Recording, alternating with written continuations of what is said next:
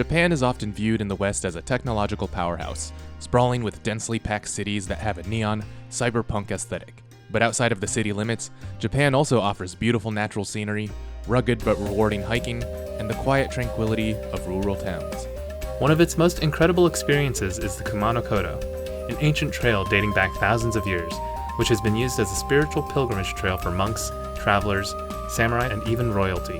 On the last 2 episodes of Adventure Archives, we traveled across Japan to hike this trail, braving some of the most grueling uphills, muggy summer weather, and even leeches. But in return, we were rewarded with incredible sights of fantastic wilderness, awe-inspiring shrines, and plenty of zen. Join us in the final part of our 3-part special, as we finish out the final 2 days of our hike, where we experience some of the hardest hiking on the trail yet, as well as some of the most incredible wonders in the world.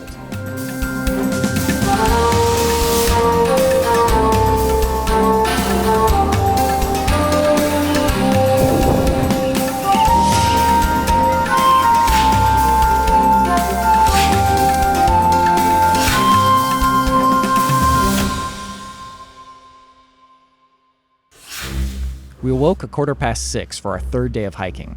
After getting our snacks and gear sorted out, we headed out the door.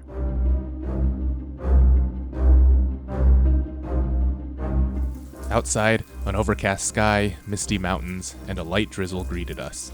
To keep ourselves cool in the summer weather, we decided to try out hiking with umbrellas. But before hitting the trail, there was one more thing we had to do. Visit Hongu Taisha, the grand shrine found in this town. And wouldn't you know, the first thing that we encountered was a long set of stone stairs. After the past 2 days of hiking up and down steep mountain slopes, it wasn't the most welcoming sight. But the Hongu Taisha Grand Shrine is one of the 3 grand shrines on the Kumano Kodo and a must-see for any hiker on this trail. We now entered the main grounds of the shrine, which contained multiple structures, including 3 pavilions made of natural, unfinished materials. Bronze caps accented the ornamentation of the roof of the shrine. Today, they stood out even more starkly against dark, rain-soaked wood.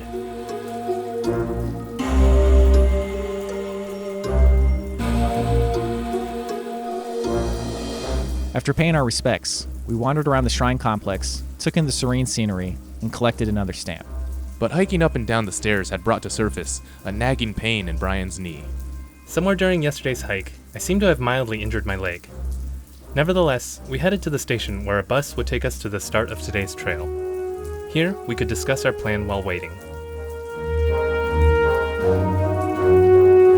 After some deliberation, we decided it would be best if Bryan sat out today's hike and took the bus to the next town.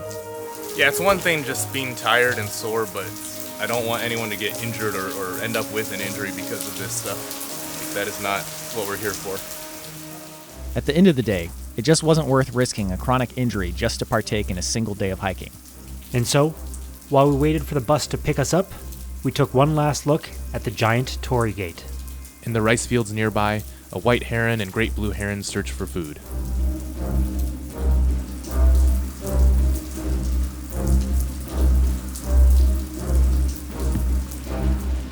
After a little while longer, the bus arrived at the stop. It was the last bus that went to the start of the trail. Now, I would be splitting up with the others to give my knee some time to recover. Hey, Bryan. We said our farewells and boarded the bus. From the Hongu Taisha Mae bus stop, we would take a short ride to the Ukegawa bus stop, where we would start our hike. With the crew split up and the rainy conditions, we were all feeling a bit of apprehension about today's hike.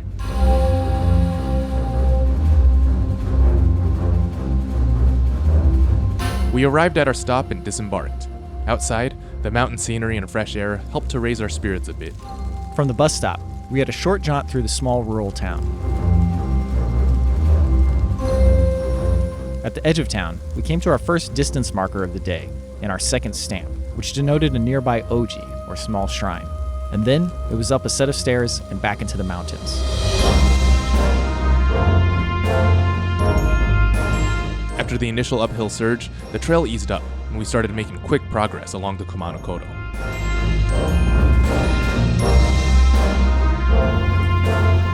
We passed one distance marker after the other, and were shocked at how rapidly we were covering distance on the trail, thanks to the flat terrain.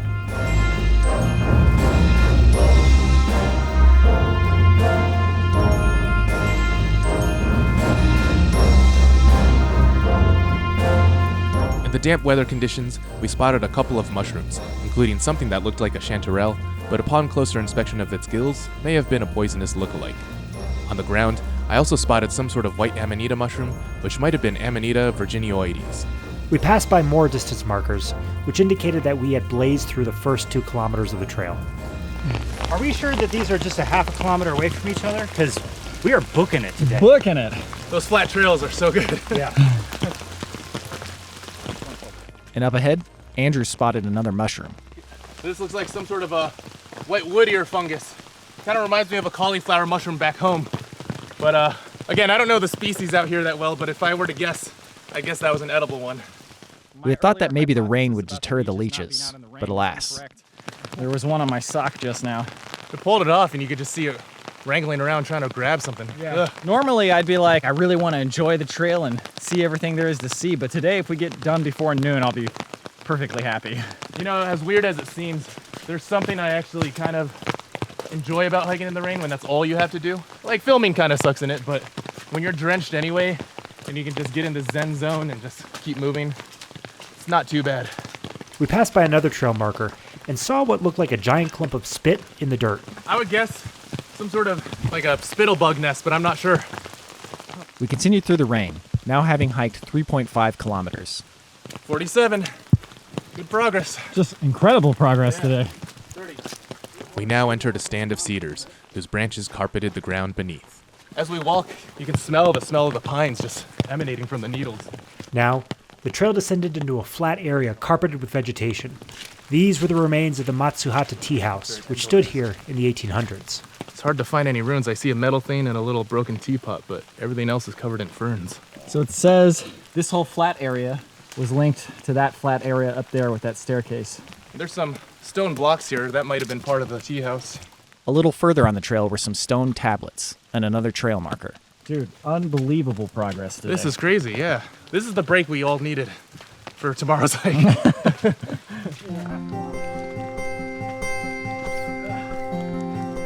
We continued through the foggy forest, where the trail now started ascending into a steeper incline.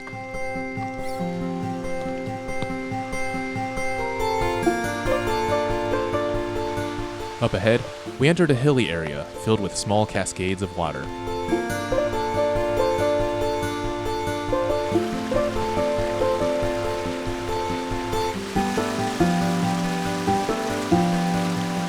After some more uphill, we came to another trail marker.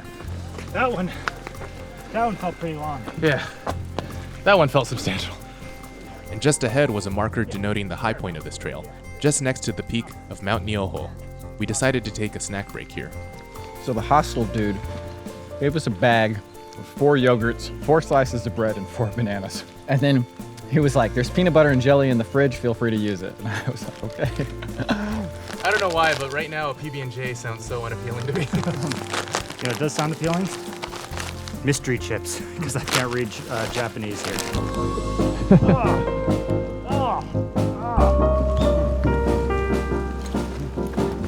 You're like banana ocelot.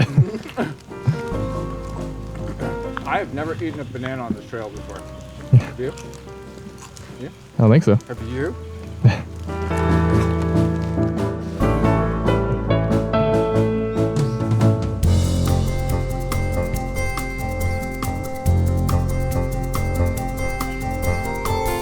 After our break, we paid respects to the mountains, then continued on our way. Up ahead, Andrew spotted some vibrant red mushrooms sprouting from the soil. Whoa, that was just on the ground? Yeah, this one got knocked over. I'm not 100% sure. I think this might be a type of Amanita species that doesn't have the specks on top. I really don't know what these are, but they're really vibrant and beautiful. And you can see this comes from an egg, or in mycology terms, a vulva. So this would have been really small and it bursts out of this sort of egg area. And in most Amanitas, that's what leaves the little flecks on the top. It turns out these were Amanita caesaroides, or Caesar's mushroom, which is actually an edible species. Mushrooms stood all around us as we continued through the foggy, forested mountains.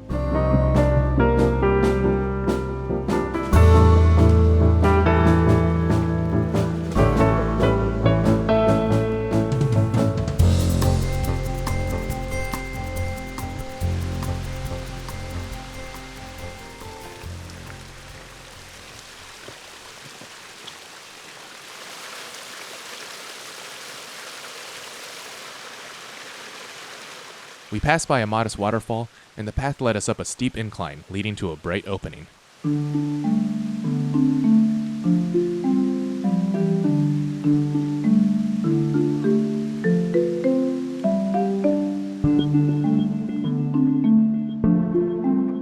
At the top, we were treated with a breathtaking view of the misty hills surrounding us.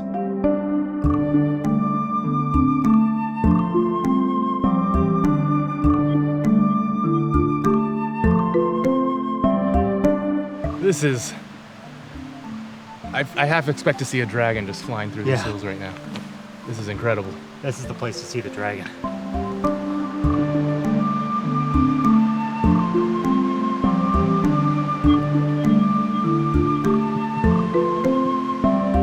The feeling of zen that we had while standing in the light rain, surrounded by mystical mountains, was perfectly encapsulated by the small Jizo statue that had been erected nearby.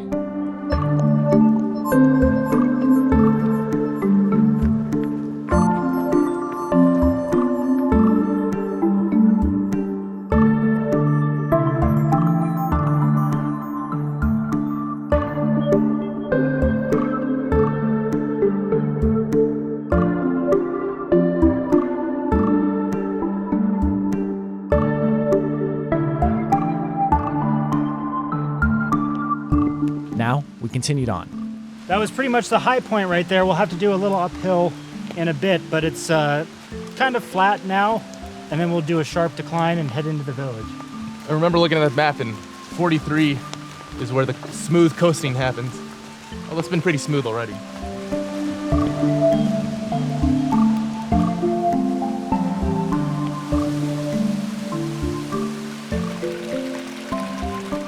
As we continued along the trail, we decided to try and check in with Bryan to see how he was doing. Okay, so we have really solid signal, and Bryan said that we'll easily get there before him. And he also took the time to map out a route for us from Ukegawa bus stop to Koguchi, where we're going on all trails, so we can see exactly where we are.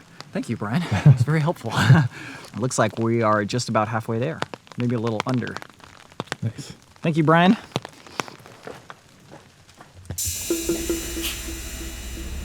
While the others had been hiking, I was stuck in Hongu, waiting for the bus that could take me to the next town, which wouldn't arrive for a long while. Alright, well, there they go. It's point of no return. So now I just gotta figure out what I'm gonna do for the next 5 hours.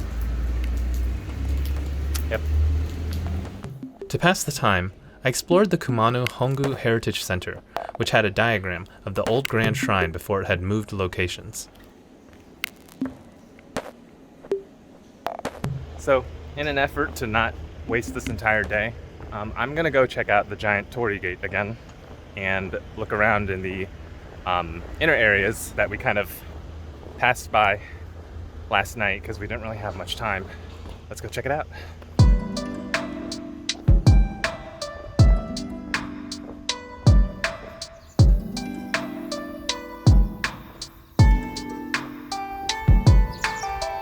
The sounds out here in the countryside are just absolutely so peaceful. The crickets, the birds. I could really see the appeal of coming to live out in the country in Japan.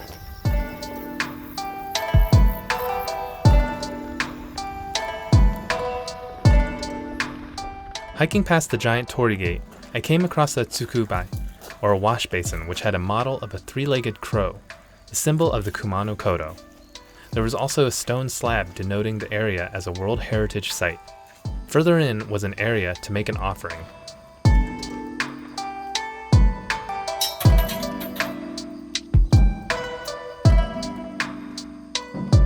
I gave an offering to the shrine, praying for Robby, Andrew, and Thomas to have a safe hike today. Despite the sudden change in plans, there was definitely an upside to having the time to really take in these sacred grounds. So last night we were in a bit of a rush to beat the sunset, so I didn't really get to enjoy the serenity and the beauty of this area. Really, really calming. In the meantime, we continued along the trail at a good pace. 42. Not much longer. I'm really curious what these little side trails are for, because it's not the Kumano Kodo. I wonder if at one time there was like a little area to rest for the pilgrimage or something. Interesting. Eventually, the path led us to a street crossing, where the opening in the canopy let in some bright light. Funny what a boost to your morale something like this is. You know what else is? 6.6 kilometers. Oh, baby. That's like 3 or 4 miles or so. On the forest floor ahead, I spotted some small mushrooms. Now these little guys are, in fact, chanterelles. In the US, there's a species called Cantarellus minor. I don't know if this is exactly that, but on the underside, you can see that these gills are not in fact gills, but little wrinkly ridges. And that's how you know that this is an edible species.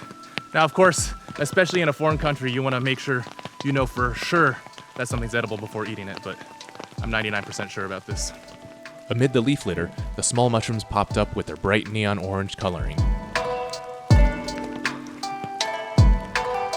One thing about the rain is the droplets will hit the leaves on the ground and make them bounce. And every time I see that, I think there's a leech waiting to grasp my ankle.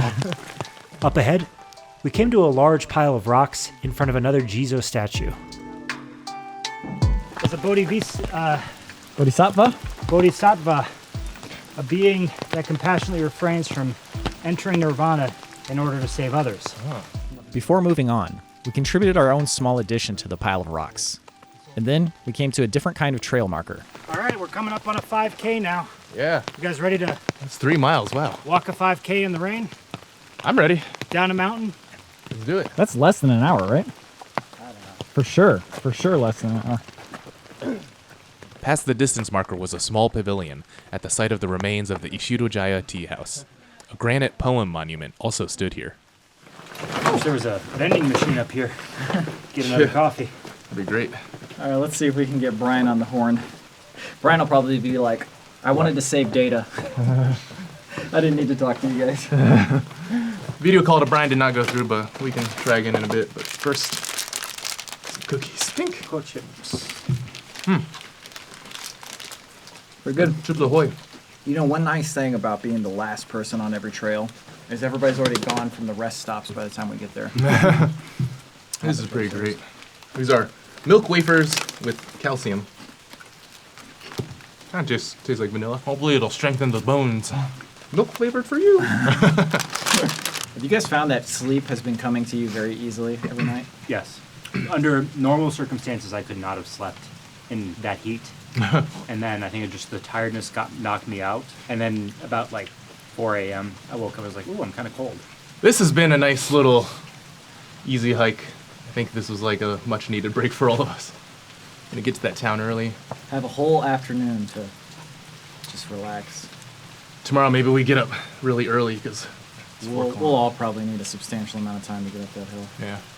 After chilling out for a bit, we noticed Bryan had at least received some of our text messages. While we rested, we collected another stamp. We were about to head out, but decided to give ourselves a little bit more time to relax, given how much distance we had already covered. This is the first real break I've taken on this entire trail. Is that right? Yeah. We stopped a little bit here to look at the views, but never actually took our packs off to sit down on something. Yeah. It's much needed. Yeah. How long have we been here? Like 20 minutes? Maybe, probably. Not long enough. This feels very nice. This is very peaceful.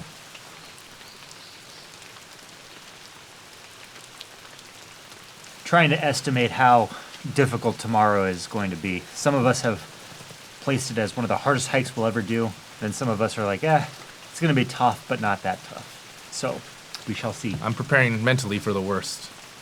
Always prepare for Yeah. the worst. But I'm also going to try to be in this moment and enjoy the lack of suffering that I have now. There's only now.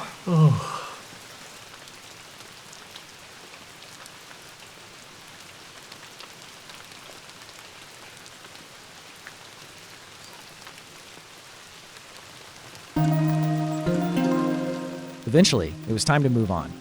We passed by the sign marking the ruins of this tea house. You know, I got a theory. We've been seeing these broken pots since we started this hike, and we've been trying to figure out what they are. Do you think that they are teapots that people have broken to pay homage to the tea houses that were at a certain location? That makes sense. Interestingly, this location was known for its high-quality whetstones, used to sharpen knives. As we hiked, we noticed a change in the weather we hadn't been accustomed to. I think this might be the first time this entire trip I felt a little chilly. Besides in the air conditioning. Yeah, yesterday I was saying, what does winter feel like? I can't even fathom winter right now. And this is just like the faintest hint of like maybe a little bit of chill. It's so hard to grasp that what you're experiencing right now is all there is. The pain and suffering you experience is temporary, because it's like when it's cold and wintry, I have no idea what this stuff feels like. And vice versa. And when I'm going uphill, I have no idea what this sort of trail feels like.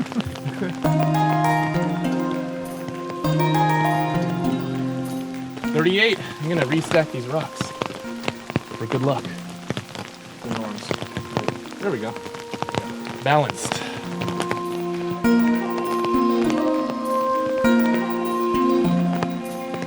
We passed by more shrines with coins scattered around them. Through the trees, we could see distant, misty mountains as we hiked along the trail.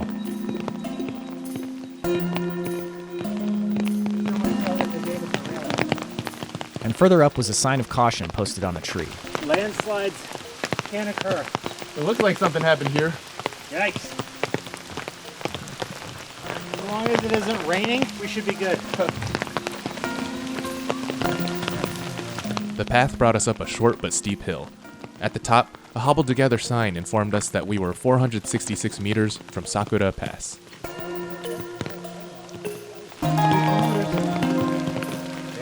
Before long, we reached the pass with the corresponding poem monument. We were now just 3.8 kilometers, or 2.3 miles, from the town of Koguchi. So we've actually been hiking for 4 hours already, and we've done a little under 6 miles. And it's 1 o'clock now, and the sun sets so early here that it already feels like we're kind of nearing the end of the day. I guess we got started so early yesterday that it makes a little bit of sense that it already feels so late.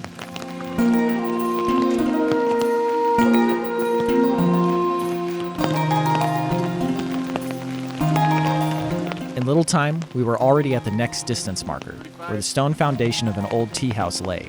The tea house was used into the early 1900s. In its place, a covered rest area now sits nearby. But we had had enough rest, so we continued on through the pouring rain. You know, whoever has a Adventure Archives bingo card, you should always put rain on your center block. Yeah, that's the free space. We passed by another shrine, and up ahead on the trail was a treacherous decline. These rocks are very slick right now. You just have to step between them.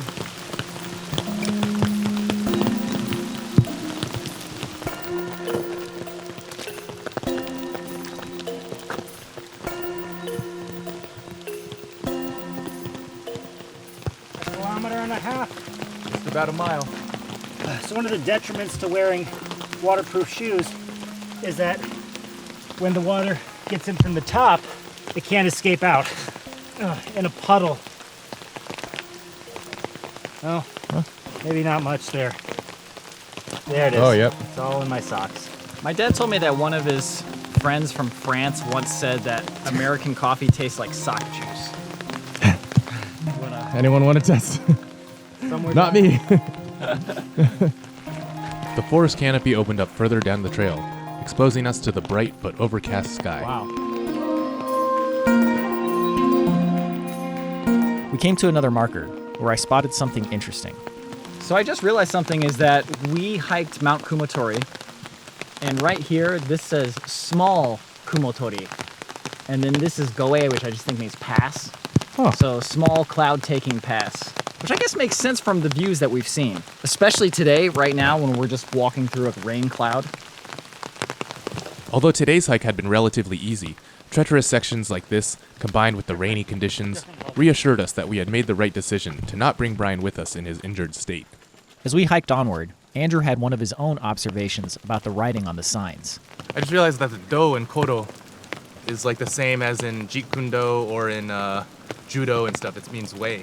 It's also the same character as the Tao in Taoism. In fact, Kumano Kodo can be translated literally to bare, wild, ancient road. And nearby, Andrew noticed another mushroom. Yeah, that's another one of those poisonous amanitas. It's got a bunch of flaky speckle stuff on the cap, And I imagine as it grows, those will kind of spread out and look a little more like the speckles on, you know, the mushrooms you're used to seeing. Like Mario mushrooms? Yeah, yeah. Except it's all white, obviously. That sort of coloration and pattern of pieces is usually a really good sign that that's going to kill you if you eat it. The terrain kept changing, and we were now at a flat, almost dam-like path. And there's just a swampy area here. There's like a tiny deer skull or something here. Whoa. What is that? If we hadn't been so close to town, we might have taken the skull as an ominous portent. But luckily, the trail was flat and easy, and we had even gotten an update from Bryan. And he's still doing okay at the bus stop. Darrell said that dinner at this place is at a set time, usually between 5 and 6, so hopefully, well, he should get there before then, so we can all have dinner together. Up ahead was yet another trail marker, the last we would see before reaching civilization. We're at 30, which means the town is just around the corner, hopefully. I know the 29 is south of the town, so we are at least less than a half kilometer. By far and away the easiest day. Yeah, despite the rain, which is unfortunate because this is the one day I think Bryan could have enjoyed the hike a little bit more. That injury. Okay, we have made it to the town, it seems like. Some houses up ahead. Just gotta slide down these treacherous wet boulders first. Guys, look at the river. Oh, wow. Oh, the river is flowing. The river at the other place was basically dry. Yeah. That's I wonder crazy. what it looks like now. Yeah.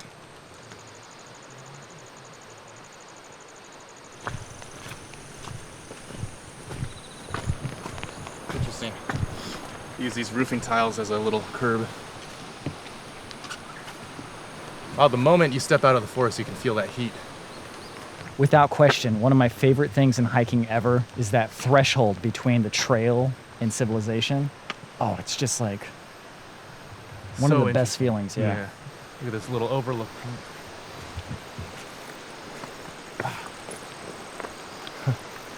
Wow, that's just straight out of a painting.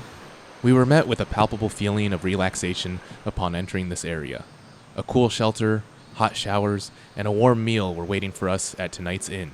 But these small towns were still rustic enough, affording us both the relief of civilization without being too far removed from the beauty of the surrounding wilderness. As we meandered through the town, we realized our destination was a bit further from our grasp than we realized. So, our inn is still 1 kilometer away, actually. But we're in the town. It feels like it doesn't count at this point. It's paved. We crossed a long bridge that spanned over the Akagi River. We paused to take in the view before moving on.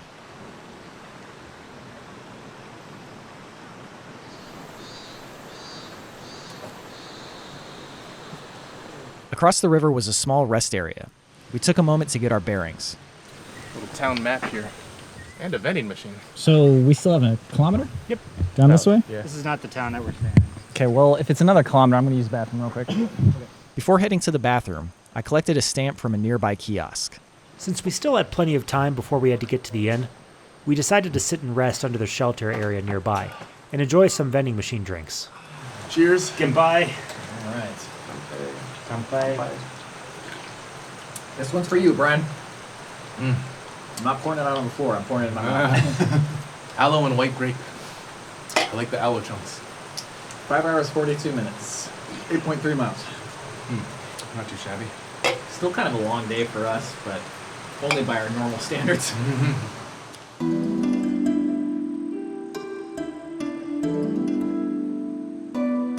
From beneath the small pavilion, we took in the mountain scenery surrounding us.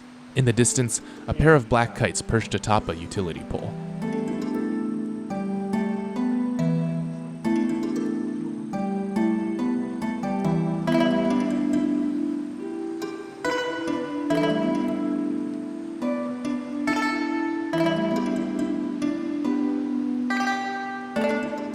As we rested, our eyes fixated on the nearby Kowaze bus stop, and we wondered how Bryan was doing.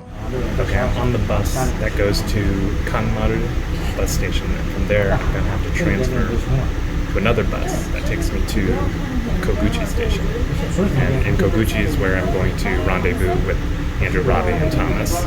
It's been a long day, but all things considered, I cannot complain, obviously. I think it was good to have a rest day. I think it'll help me be more prepared for tomorrow's hike, the final hike, and I'm looking forward to meeting up with the guys. The bus now left the town of Hongu, passing by the entrance to the Grand Shrine. The first bus arrived at its destination, a small town several miles northeast of where the rest of the crew was now waiting.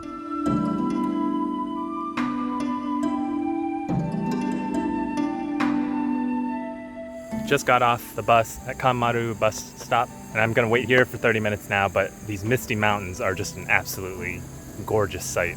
Just iconic Japanese landscape. Unbelievable.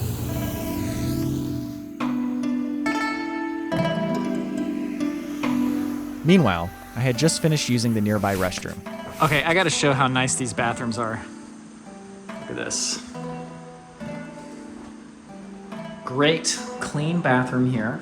There are no trash cans, and everybody has been respectful and not thrown trash everywhere. In here, well stocked with toilet paper, even got extra rolls. And then here, we have like the full toilet. We even got the butt, the soft, and the bidet. I don't know the difference exactly, but it is appreciated. With more time to kill, we chatted a bit about how our memories of recent trips are paradoxically less clear than the trips from our youth. In 2009, I can remember every little thing that we did. I can remember every stop. I can remember every hotel, almost what we had for dinner every day. Yeah. Yesterday, I saw something. I said, "This is so cool. I want to remember this, but I know I'm not going to remember it, and I can't remember what it was." Yeah, a lot of these earlier memories, because it was so fresh and so new, it's like you're viewing it through that childlike sense of wonder. Yeah. You know how when people are in a sense of danger, time slows down and every detail is like, they remember it? It's the same type of thing, because if you didn't know what you were already doing, this would be a very like nervous situation. And because it's such a nervous situation, you remember every single detail. And like, I remember the way it tasted, smelled, looked, everything. You get that experience, and then you're just kind of like, you know what to expect. Yeah. And it's the same thing with everything in life. It feels like it's been a slow burn too, because 2009 seems so vivid. Yosemite seems so vivid, and then ever since then, it's just kind of been a little less and a little less. There is a sense where we've seen mountains so many times that it's not as new and fresh. But I also do think there's factors with this trail where we're just zoned in on getting to the next point because we have to by a certain time. That might be taken away from that sense. But in general, I do think a lot of life is chasing that original like high of life where when you're a kid, even the next neighborhood over seems like a completely new realm. Yeah. And international travel, I feel like, is often a way to get that sense. Even though you're doing the same things, like you're eating and drinking and stuff, it's in such a drastically different environment that it feels completely fresh. We want to be surprised, and we also hate being surprised. Yeah. Yeah. You're trying to find that accidental surprise while you think you're in control. Yeah. Those are the ones that you really, the juiciest. It's that middle path. Yeah. If everything goes according to plan, it's like being spoiled on your life experience. Yeah. Somebody gave you a spoiler and was like, and you're like, well, I already knew what was going to happen. I guess the question then is, where is that balance, and how do you find it? And you just keep doing things until you stumble upon it. Yeah, I think that's all so. it is. Probably. And you try not to kill each other in the process. This is a good moment, though. Okay, now our pre-arranged, mutually beneficial. Oh, yeah. There we go. I'll shoulder get into this. Oh, yeah. Oh, yeah. Oh, that's no, great. don't squeeze. Oh, you don't want Yeah, you gotta like. to... Okay, I like squeezing. Yeah, there you go. Okay, yeah, what we'll do is we'll do this first, and then we'll turn around, and then we'll do the other direction. This is true Zen. Yeah, do tell me what top you like. presses like that. Yeah. Hey, tell me what you like. Yeah, just that's kind good. of flat fingers, you know, Okay. not like with your tips, but yeah. There, oh, yeah, there. And You go. Andrew, you need to tell me what you Yeah, like. whatever. The squeezing is good for me. Ooh, Maybe a little less rhythmic. I mean, I can really squeeze if you want me to. That's still Okay, rhythmic. Maybe not that much squeezing. Hold on, I'm getting distracted by his extra hard squeezing. He says he likes to squeeze. Andrew it. started doing syncopated jazz on my shoulder. He's like, Okay. After our synchronized massage train, we decided to finally get up and make our way to the inn. As we hiked, we took in a myriad of strange little details. When you're in a foreign land, you really do start experiencing life through new eyes again. Everything is so fresh and so different that even the tiniest things seem wondrous yet again, as though you're a child experiencing life for the first time. Eventually, we found ourselves on a path that led off the road and, strangely enough, through the back gardens of some residential homes by the river. The sign pointed us this way. This doesn't really seem like the trail. This seems like somebody's backyard.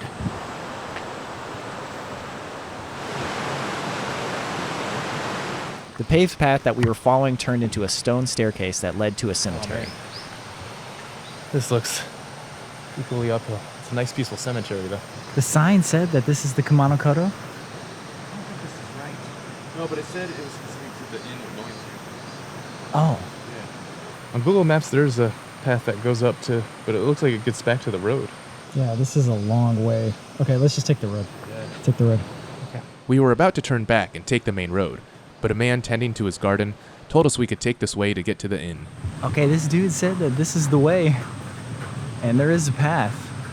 This might be the same path from the cemetery. I think it just leads back to the road, but I'm not sure. But if this was the right path, it had definitely not been traveled much. It was pretty overgrown with vegetation, and compared to most of the trail, it wasn't very maintained. Eventually, after some more strenuous uphill, we came to a sign that confirmed we were on the right path. Dang, still over half a kilometer away. Well, now I'm glad we took such a long rest. I thought it wasn't worth it, but man. Wow. There's the tunnel. I think we're going over the mountain the tunnel goes through. Oh, there's some shrines here. You got it.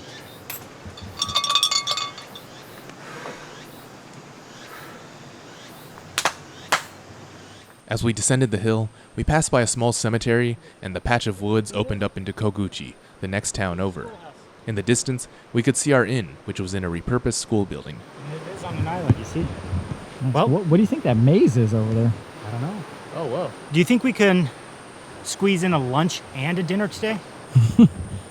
Although we were now in an open part of the town, there were multiple paths, and it wasn't quite clear which one we should take to get to the inn. Either way could work. As we confusedly hiked around, I spotted a grasshopper in a bush. Grasshopper here. It's a big grasshopper.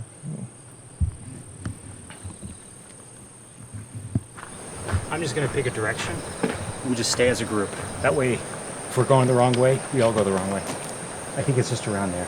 There were some arrows drawn on an old building that indicated we were going the right way. But this part of the trail still felt off. It's literally just through someone's yard. Eventually, we found our way onto the streets leading to the inn. As it turns out, we could have just continued following the road and passed through the tunnel we had seen earlier for a much more direct route to the inn. Yep, so the Kumano Kodo is right where we're supposed to be. I think our trail for tomorrow is going to be that way. And I think we're going to the lodging area. Yeah, right over here.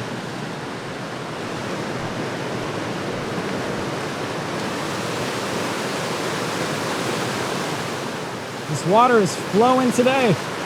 I wouldn't swim in that. No, let's get off this bridge. This bridge has low railings. It's kind of nerve-wracking.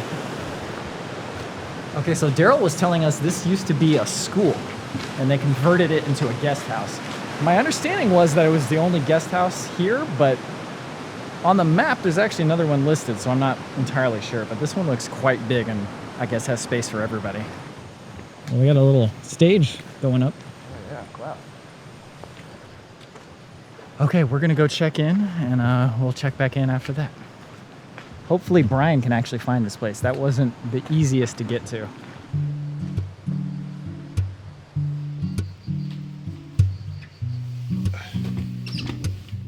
Finally, we had found refuge in the inn. We got checked in, eager to get to our rooms.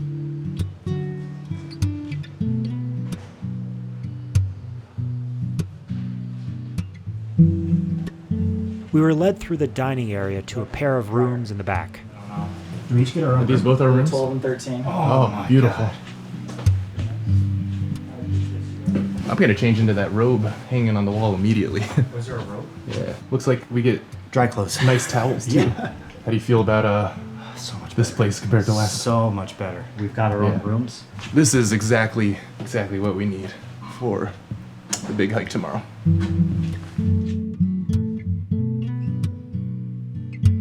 After hanging up our clothes to dry, we changed into the robes provided by the inn. It was absolutely refreshing to be in clean, dry clothes. Oh man, I didn't even shower yet, but I already feel so much better. Oh yeah, now we're riding in style. As the others got settled in, I was on the bus to Koguchi, eager to join back up with the crew.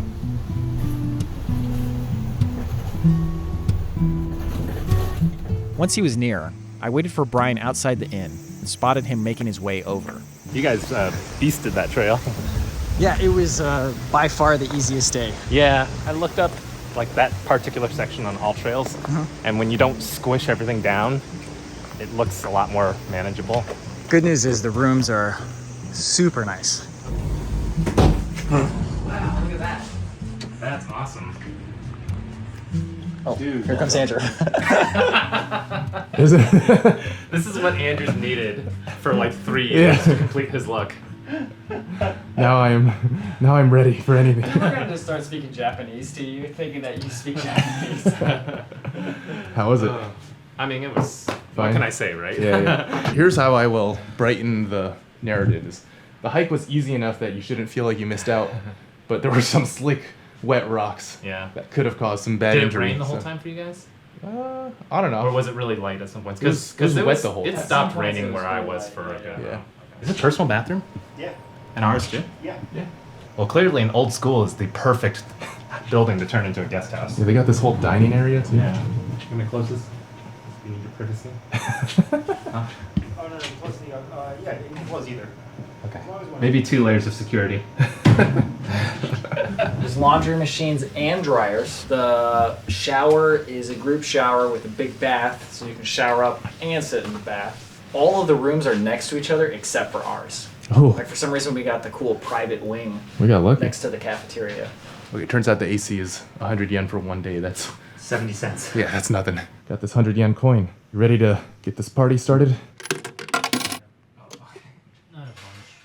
After cooling off in our rooms, we stepped out into the dining area where food was being prepared and made our way to the bath. Okay, this is the bath right here.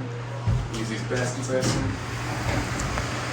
Little communal bath right here, and then you can get in the shower right there. Oh yeah, we're definitely using that. I'm ready. How was that? Oh, it's fantastic. I didn't think that being warm would actually be a good thing. We're gonna have to censor this.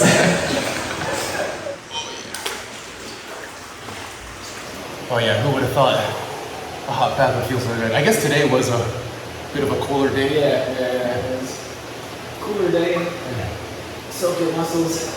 Oh man, this is some great levels of reprieve. Man, that shower was great, but couldn't stay in that hot tub too long. I've had enough of hot and wet for 1 week. Now that we were clean, it was time to do a load of laundry. All right, laundry. I guess it is good to wash these so that you can so they don't stink. Oh yeah. Well, this is exactly what we needed. Yeah. After 3 days of hiking in wet, muggy conditions, showers, fresh clothes, and relaxation were just what the doctor ordered. Everything about this inn just tells me this is exactly what we needed right before tomorrow. Yeah. How's your knee feeling? Well, it's hard to tell when I go, because it's when I go up and down stairs. Right. It was pretty sore or whatever earlier when I got on the bus. I'm sure it'll be fine by tomorrow. We were thankful to have had such a nice place to freshen up before tomorrow's big hike, which was looking to be one of the hardest sections yet. But until then, we took in the serene ambiance of the inn and tried to stay in the present moment.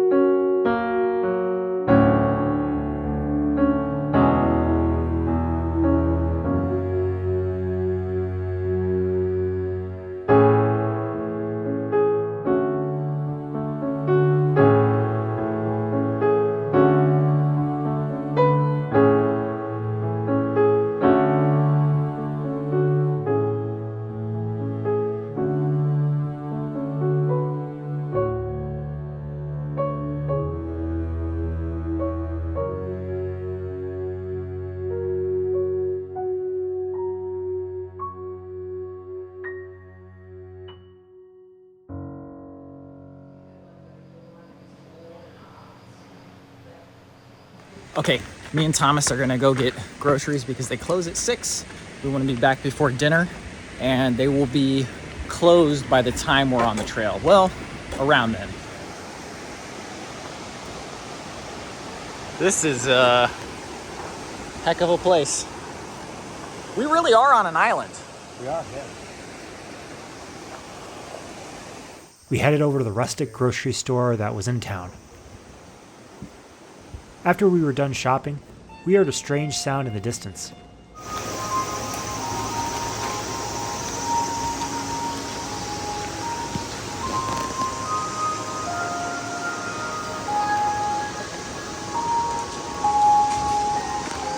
Just now, there was some sort of jingle coming from, I think, the school building. It sounds kind of like an old school bell or jingle to announce that class is starting. I'm not sure what it's trying to signify, though. I know dinner is soon, but I don't think it's yet. That might be our dinner bell. I think that's possible. No, it's 5 o'clock. Yeah, no, the dinner's from 5 to 6. Don't they have like community centers here where they just let people know these are the events that happen? These are Maybe, I don't know. time? Like when we watch. I wish Darrell were here.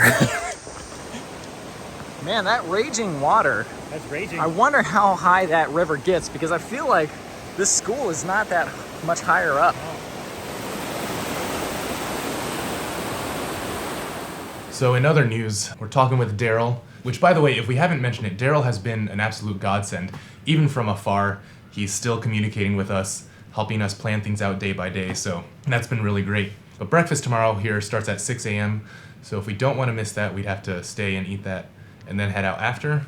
We were kind of thinking of leaving even before that, just to get a really early start so we have lots of time allotted, at least for that first uphill, which is 4 kilometers. I would love to allot at least 1 hour per kilometer, just to play it on the safe side, because we have to then catch a bus and then get to our train on time at the end of the hike. Darrell thinks that we'll be fine, but we'll see. If we do decide to leave early though, we might want to consider getting some breakfast at the grocery store, and Robby and Thomas are there right now doing that. And moments later, we were back at the inn. Grocery store trip was successful? Moderately. I got ice cream, which is one of the perks of going with Robby. He buys you ice cream. I'm gonna eat these zoo cookies.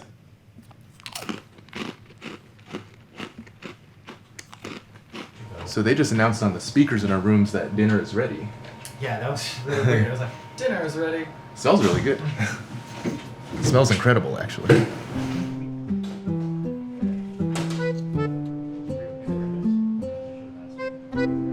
Our dinner looked absolutely amazing, and the dining hall was filled with chatter and activity.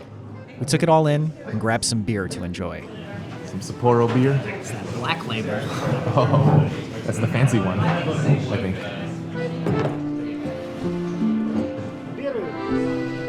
Are you ready for dinner, Thomas-san? I am so ready for dinner. One of us looks at home in this robe. One of us looks like cultural appropriation.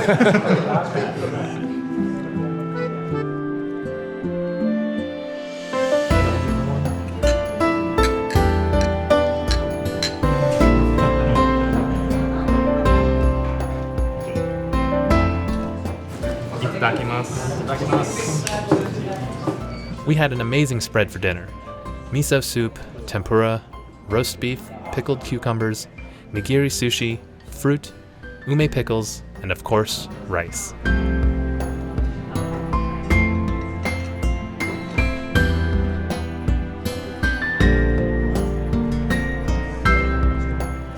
They give us so much stuff. This is plenty of food. Yeah. We dug in, trying each dish. Up first were the skewers of deep-fried tastiness. Shrimp tempura. Next, we sampled the tender slices of roast beef. Ooh, it's got a nice sweet jammy sauce. Really good. I am in a totally different cloud right now. I feel like today was just a continuation of yesterday, and this is the first break that we really have had. It really is, yeah. This is what I call a substantial meal. Yeah. Like, I was not expecting something this great. So good. Totally unearned, but still happy to have it. Never disappoints.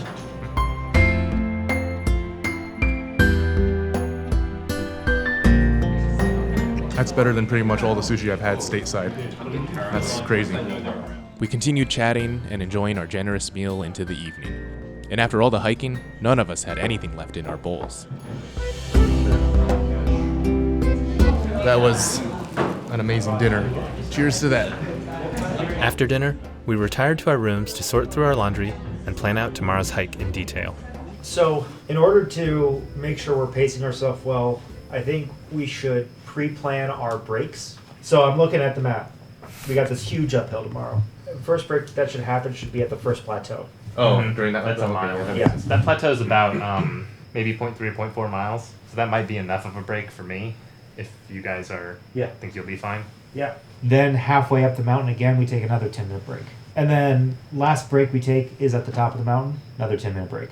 By the time we get to the downhills, we'll have a good idea of our pacing. Well, for sure, no breakfast tomorrow. Nobody even likes eating breakfast in the morning anyway, right? Yeah, right. I'm good. Well, Thomas is shedding a tear. So get up at 5, out the door at 5:30. Getting out at 5 o'clock is not going to happen. I know you guys too well. I know myself. Yeah. And let's make sure all our stuff is basically completely packed. Yeah. we Everything can should do. be done tonight. Get your poops out tonight. Ready to go to sleep?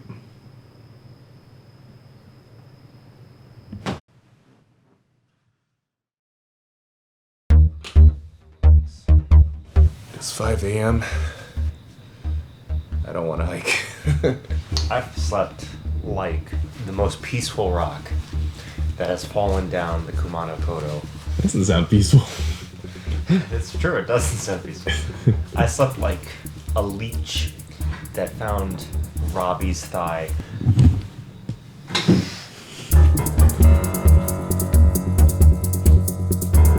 Ready?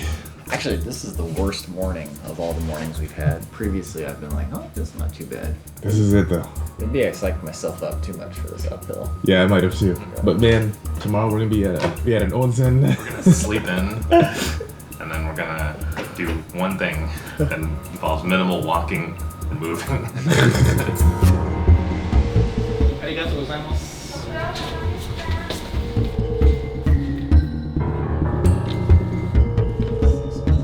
We made our way out of the school and into the cool dawn air. Before leaving, we took one last look at the inn. Our rooms were right over there. Cafeteria is right there. Main office, and then there was rooms all the way lined down there, and the showers were like right there. And actually, that little offshoot is the laundry room.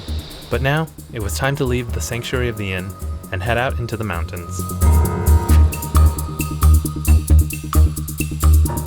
On our way off the grounds of the inn, we passed by the Akagi River, which was still raging rapidly from the previous day's rainfall. Our anxiety about the start of today's hike was briefly quelled by the picturesque rural scenery around us. We crossed the river, then navigated the town's narrow streets on our way to the trail.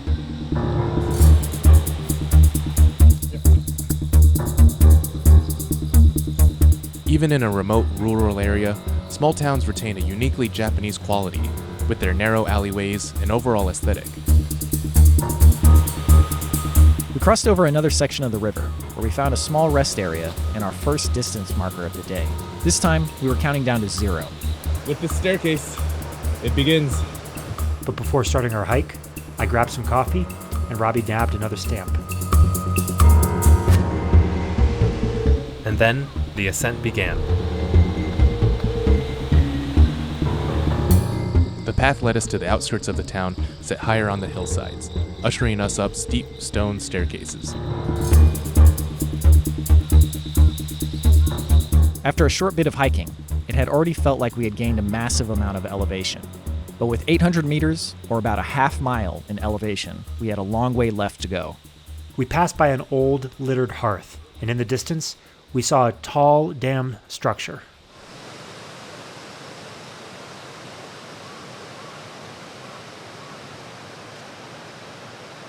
The trail now led into the forest, where the bulk of our grueling climb through the mountains would take place. And already, we were feeling the burn. So far, I would say we were right to be wary of this uphill. I'm not even going to bother looking at the distance for a good while here, because it's 3 miles. 3 miles uphill. That's a long way. We now entered another section of trail covered in fragrant cedar branches. It had been a long hike already, but we had only just reached the first half-kilometer marker. The woods teemed with life, and we saw this flat-backed millipede that had an interesting blue coloration.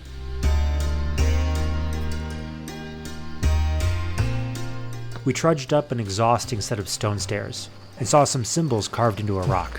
The 3 symbols from left to right are Kanon, Yakushi, and Amida, the Bodhisattva of mercy, medicine, Buddha of healing, and Buddha of compassion and wisdom.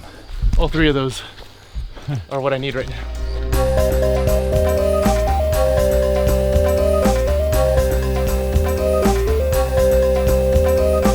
The unending, moss-covered stairs were unforgivingly steep. To give you an idea of the steepness, this is straightforward.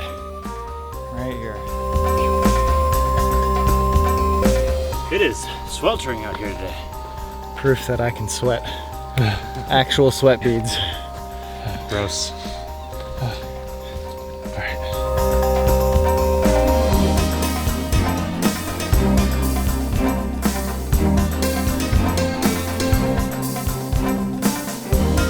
We now passed the second distance marker, and soon after came to the first plateau in the huge uphill. I feel like there's some metaphor to be had with that steep uphill followed by this easy flat part followed by more steep uphill. I don't know what it is though.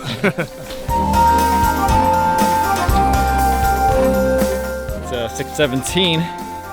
We may have just been finishing breakfast at this point, but we got that first leg of uphill out of the way already, so. First third. We've done 1 kilometer. You all right? Yep. Woo! Sure? Yeah, let me just take a moment to heal my butt. I'm fine. Well, those slippery rocks are really annoying. But we've done our first kilometer in under an hour at least. Let's stop saying that because everyone keeps hurting themselves when we say that. From that one fall, my tailbone ached with pain every time I took a step uphill. But we had no choice but to continue on, and we made quick work of the flat section, hiking our second kilometer much more quickly than our first. Nachi-san, 12.4 kilometers. We've done 2.1 since Koguchi. Rest anyone? I say keep going. What do you guys think? Quick bite to eat? I can keep going, but I'll go with the group majority. Yeah, let's keep going. Let's keep going. We now entered a foggy section of the forest where birds chirped all around us.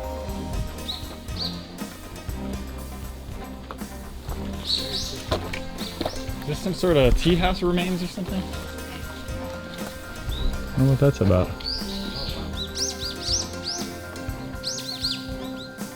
Before long, our precious flat trail veered upward into the foggy void. It was back to the uphill climb for us.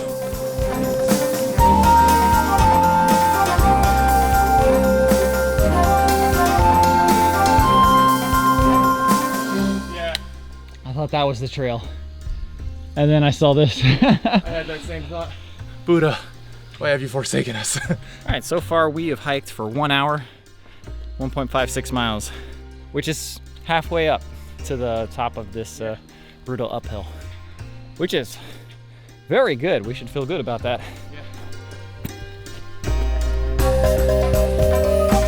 If it had been like a smooth uphill or just stairs, one or the other, it would have made sense, but they somehow found like the worst in between. A smooth uphill full of big rocks. Up ahead, we approached the Kusu-no-Kubo Lodge remains. I'm guessing these flat areas are where the lodgings used to be. If it was as forested back then, or if it was more like the towns we have been going through.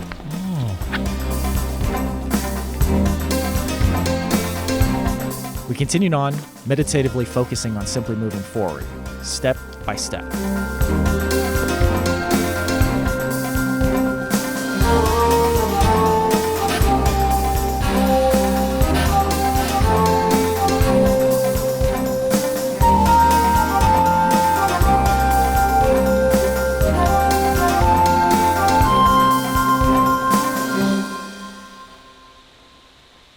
That's 1.5 kilometers to the top of this big part.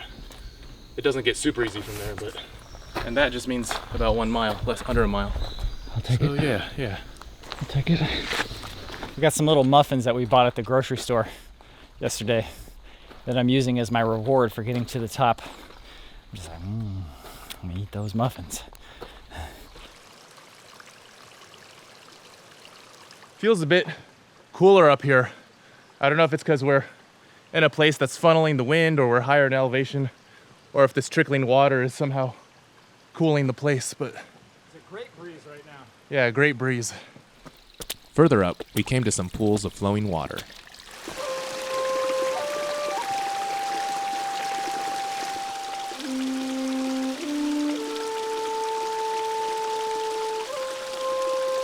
If you were one to believe in healing water, this would be healing water right here. That's some nice, cool water. We had hiked about 3 kilometers now and had 1.8 kilometers remaining. This would be the final stretch of the brutal uphill.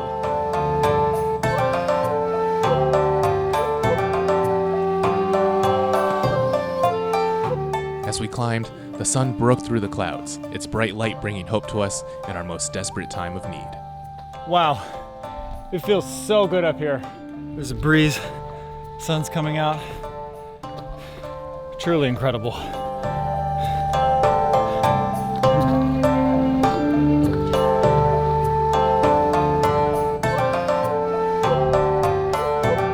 Absolutely relentless uphill. This is on par with any mountain we've done. I think it's like 2,800 feet in 3 miles, which is very steep. This is like the pathway to heaven or something.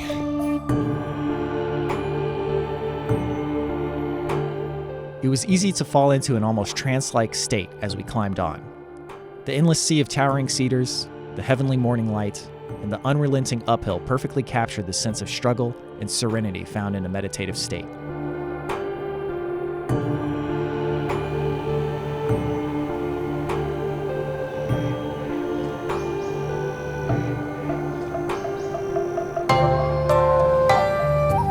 It does feel like this is the passage to some other realm. We say that a lot, but this time I really mean it. With that mile marker, I think this is actually the final stretch of the big uphill. And taking a quick snack break. There's not just sweat dripping off of me, there's sweat pouring off of me. This is not perspiration, this is precipitation. Bryan and Andrew are down there. Thomas is way up there. We've all just become pretty much silent. And just putting one step in front of the other is all we can focus on.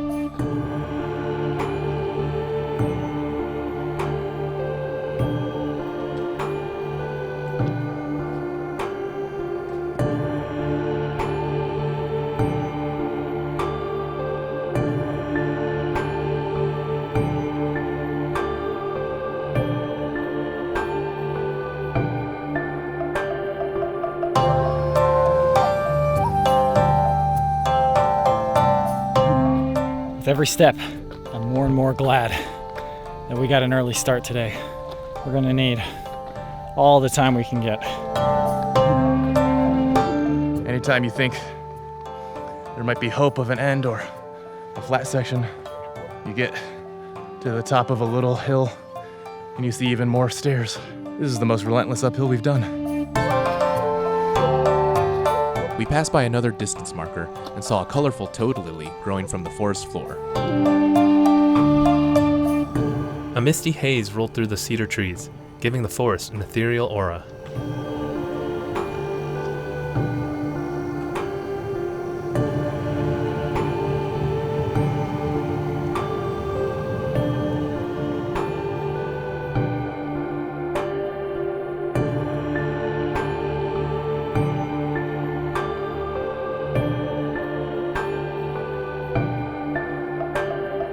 We all advanced uphill at our own pace, gradually getting separated from each other as we climbed. I just caught a glimpse of Thomas. He's like an apparition in the forest. He's like a time trial ghost that I'm steadily making progress towards.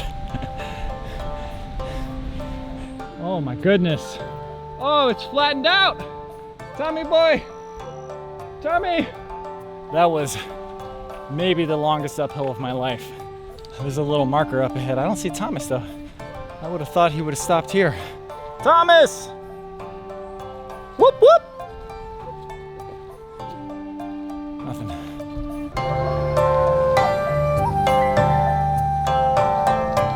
Maybe Thomas knows something I don't, and it's not the end of the uphill yet. Yeah, there's some more uphill up here, but who knows how long this is gonna last. Moss and lichen covered everything in this part of the forest, as though emphasizing how ancient this trail was. Once again, the trail had given us false hope and presented us with yet another steep incline.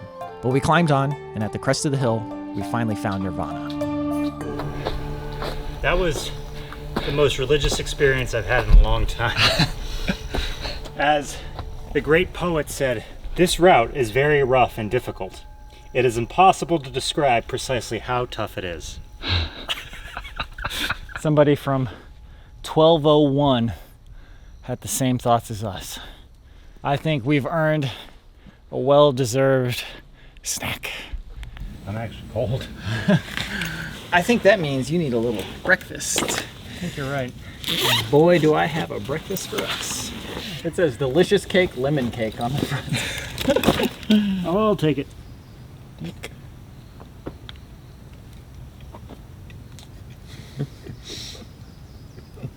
7 out of 10. I was gonna say, maybe a 6 for me. Put it in like this is the driest. Give me a Popeye's biscuit instead. That's a little moister. Oh, This was supposed to be my reward. Oh man. Too funny. It's still pretty good. how are they doing? I left them behind at some point. Some actual flat ground. And there's the first poem stone. So I think we are pretty much close to the top. We're right at the top. I waited a bit for Bryan to join me before continuing on. Does that flat feel on your feet? It's more a mental relief than it is physical relief. That was a real test of faith. Go up that hill and keep looking up and seeing more and more and more and try not to lose faith. That might have been the hardest uphill we've ever done. It was definitely the hardest uphill we've ever done, and I would be fine never doing that again in my life. One path to enlightenment is enough for me. They literally were just like, all right, you know what? Just you're gonna go straight up the mountain, 0.4 miles, just straight up. Constant. I don't know about you. When we were going up that, I had so many false summits. I go and I go and I go and say, oh, there's a flat spot up ahead. I can just see it, and it turns around. I get there and it's like maybe 10 feet of a flat spot, and then another straight climb up after that. And you're gonna go again, and you're like, oh, another flat spot. And you're like, no, there's still about another 200 feet higher I have to climb. But it was a really good, almost like meditation, and like, we'll let you know when you're done. You just keep walking until we tell you to. Do you know why I didn't have that experience? Well, Because you were ahead of me, and I knew if I didn't see you, we were not at the top yet. I will say, it's a lot easier for me to go up than it is for me to go down, though. Well, I got bad news for you then. Right. Welcome! That was the most relentless uphill we've ever done. Is it very rough and difficult and impossible to describe precisely how tough it is? I think I have walked the eightfold path. I'm ready for the 9th one. Are we in heaven? Yep. It's time to go to hell over there. Okay, bust out those muffins so we can share how disappointing they are. So disappointing. Take small bites, otherwise you'll choke. Oh, milk is better. The lemon flavor is good. Let me try the milk. They're about the same texture. Yeah, just the flavor is a little better. Well, timing-wise, we're right on the money, I think. I can just imagine everybody eating breakfast, getting started on this hill right now. Because I just did it.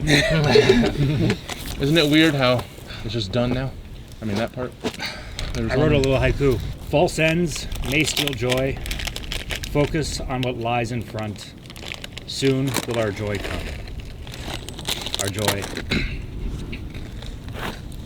It has come. In the dirt nearby, we saw some brightly colored spindle fungi. Though the large uphill was done, we still had 10 kilometers, or 6 miles, left to hike. downhills are pretty steep too. Yeah, this is just as bad going up this way. Still glad we're going down instead of up. Oh yeah. The rough, rocky terrain, mixed with the slick mud, made the downhill that much more difficult to navigate. But all around us were beautiful cultural and natural scenes.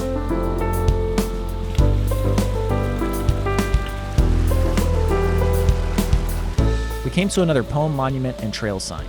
Just ahead was a flat concrete bridge, which led to a small pocket of open space that had the feeling of a Japanese garden.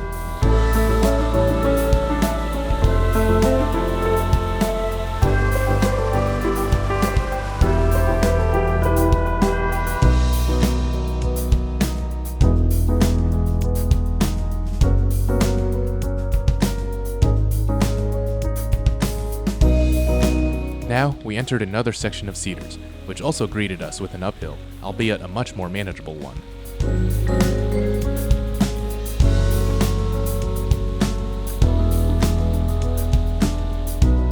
Though we were no longer going uphill, it felt like it had taken a while to get to the next distance marker. But soon after that, we seemed to be picking up the pace. This marker felt like it What? showed up way quicker. I just saw that one. Careful here with the wet rocks. The terrain around us kept subtly changing. Here, the moss-covered boulders and stone slabs almost felt like decor in an overgrown courtyard. And of course, the trail presented us with even more uphill. Yo, this is straight up part 2. This is exactly the same as the beginning of today. It's the last really hard one. Thomas, what's it look like up there?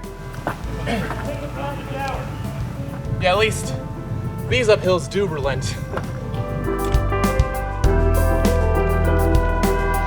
We came to the top of the uphill, Ishikura Pass, where we saw another poem monument. Atop the monument, someone had placed a single stone. And nearby was a Jizo statue covered in moss. Well, let's take a decent little break at this Jizo-Jaya tea house. They got a toilet there. Maybe vending machines, if we're lucky. From the pass, we descended down a hillside that seemed to have been demolished by a landslide, leaving behind a rocky, muddy mess. This section is extremely treacherous.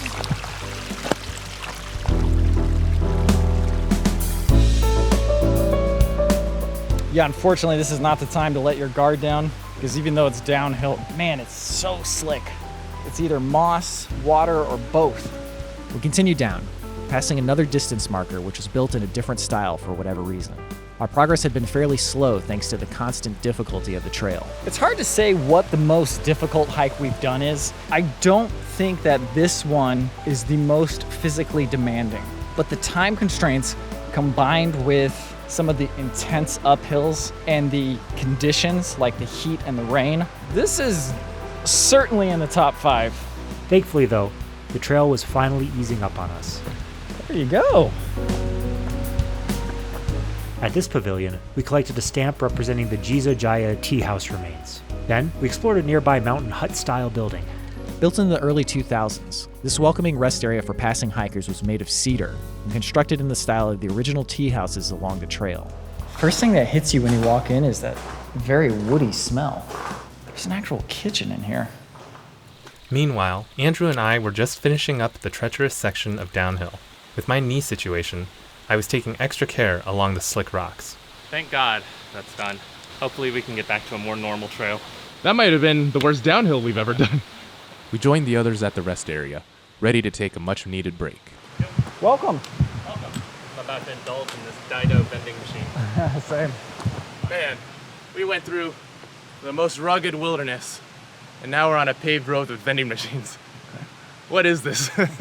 What is Japan? We took a moment to relax and take in the calming, natural scenery surrounding us.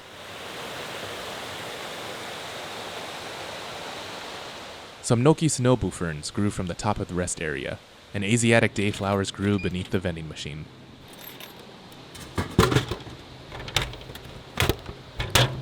Well, cheers everyone. Cheers. Senpai! I got some sort of peach drink. Mine looks like apples, mangoes, and oranges. I am just in love with this little black coffee. They're so cold, they taste so good. Try. Oh yeah, sure. Try this. It's like syrup, these ones. Yeah. Oh, that's good. Did we make the right choice? Yes. Anything cold and liquid right now is the right choice. Whew. That hike would have been a lot easier had it not been as wet as it was. Yeah. You're gonna just walk down that mountain. The slick rocks. Yeah. We got more than half left, right? We have like 8 kilometers left. Yeah, we have a little more than half left. It's still pretty flat. We haven't hit the downhill yet. We got a little bit of uphill. But it's not like we're doing that uphill again. That big uphill. Right. Yeah, we got one more FU uphill, and then it's downhill the whole way. Yeah. But downhill's not necessarily fast either. How long do you want to stay here? Because we've been here for 15 minutes. Not much longer. Yeah. You've been here for 15 minutes. But yeah, no fun.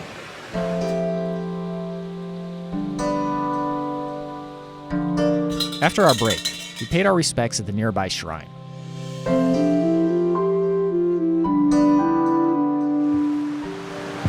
So we did all this nonsense right here. So we got all that. That thing here. Yep. I don't think the scale accurately represents what it felt like. Most definitely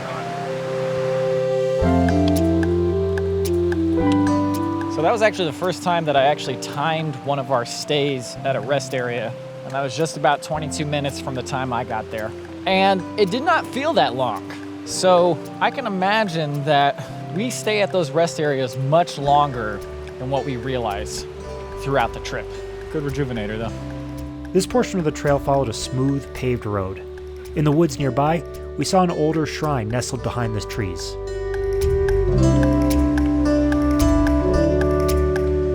As we hiked, we noticed some sections of the road were wet. A bit further ahead, we passed by some small cascades of water. You guys notice how crystal clear the water is? I almost wish we had our water filter, could try it out. Man, that's probably so refreshing. Just ice cold mountain water. I bet upstream you could even just drink some of it straight. Just wouldn't risk it on this long hike. This road is so well paved and the line is painted so clearly, but then you get parts where it's just overgrown with moss. Weird how the road can feel so new and yet so old at the same time. This whole place is a place of like contradictory dichotomies. We are walking almost from one end of Japan to the other. It's like a little peninsula, as you said, but we mapped it out before on Google Maps, and you look at it, and you're like, wow, that really does go across, like from coast to coast. We're not going quite coast to coast, but this is what it feels like to really travel across the planet, you know what I mean? All the variety we've seen, this feels the most like some sort of journey or adventure out of any of our trips, I think. It also makes everything feel very tangible. If you're taking a train or a car, you don't pay attention to every detail. But this, you get to know every step. And one of those details we noticed was a little Japanese fire-bellied newt. Traveling by foot also meant that we noticed the subtle shifts in the weather. So I'm looking at the sky, I'm feeling the wind, and I took a look at the weather, and we've got a 30% chance of rain at 11 o'clock, which is in 45 minutes. And that is going to continue to be a 40% chance of rain until 9. I hope you enjoyed the morning, because we're in for some rain. And just as we mentioned the rain, we passed by a section of the road that had been washed out by a landslide. Whoa. Well, that's a bit disconcerting. But on the plus side, we passed by another distance marker. Only 7 kilometers. What? That's like 4 miles? We've done 7.5 back to where we started, so we're more than We've half. done about a kilometer and change on the road, I think. I think this whole road is supposed to be like a mile.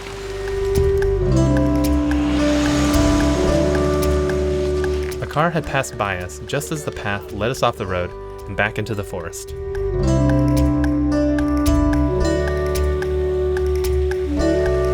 Here, an understory of sasa bamboo grew amid a winding rivulet, and triangular stones pointed our way forward.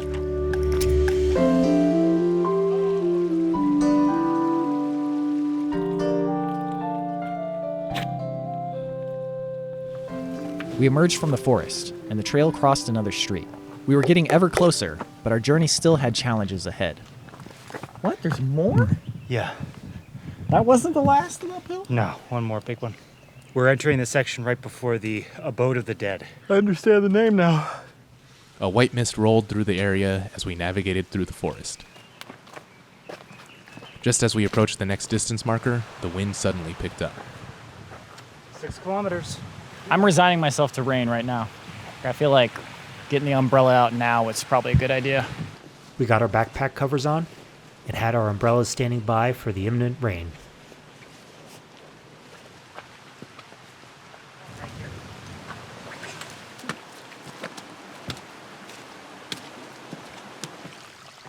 We followed the trail through the fog and up some stone steps that took us to the crest of a small hill. Just past the top of the hill was a small Jizo shrine. And we just went through this hill that was carved out by someone. Through this into the foggiest clearing I've ever been in just to see a handmade torii and a shrine with 2 trees behind us right there.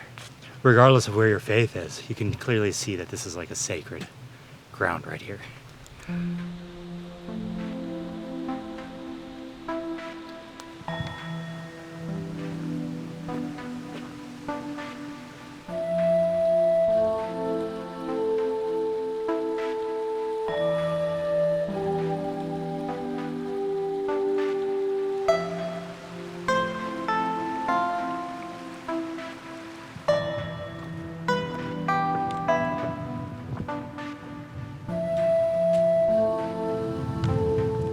The path led us out of the forest for a brief moment, where we saw another distance marker.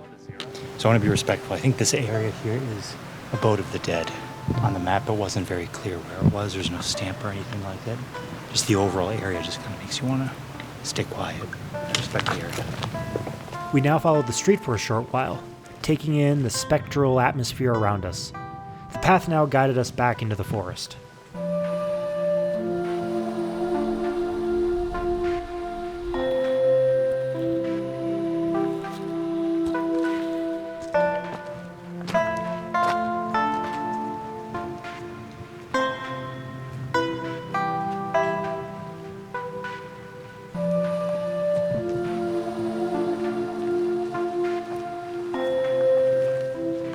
It's amazing how quickly going uphill will make everybody extremely quiet. I think what's most stunning of all is how quiet the environment is. There's no birds, no cicadas, nothing except the rustling of the leaves and the wind.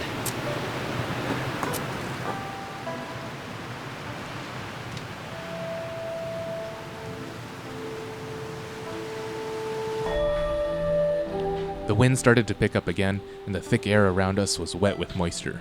It's definitely raining now. I mean, it's so hard to tell when you're in a cloud. Like, ow! Oh, Jesus. Why has thou forsaken me? Never mind. Who cares what I was saying?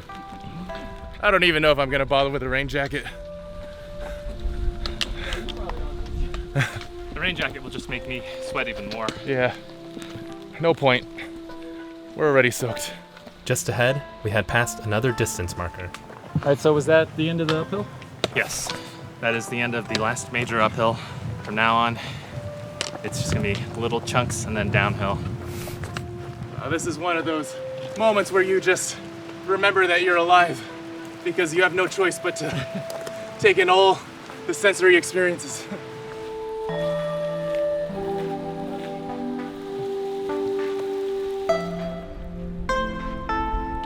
We continued downhill, passing by a small shrine and another marker. That's the 9th milestone, so now we are in the single digits, baby. It doesn't feel like we're that close.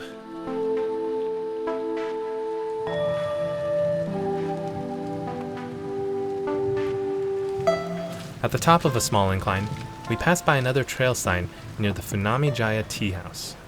It's kind of unreal.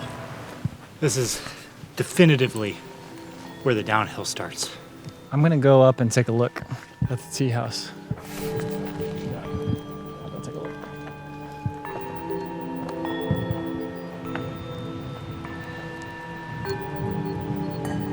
If we had the time, this would be a great little lunch spot. And if we had sunny weather, that'd be a great view.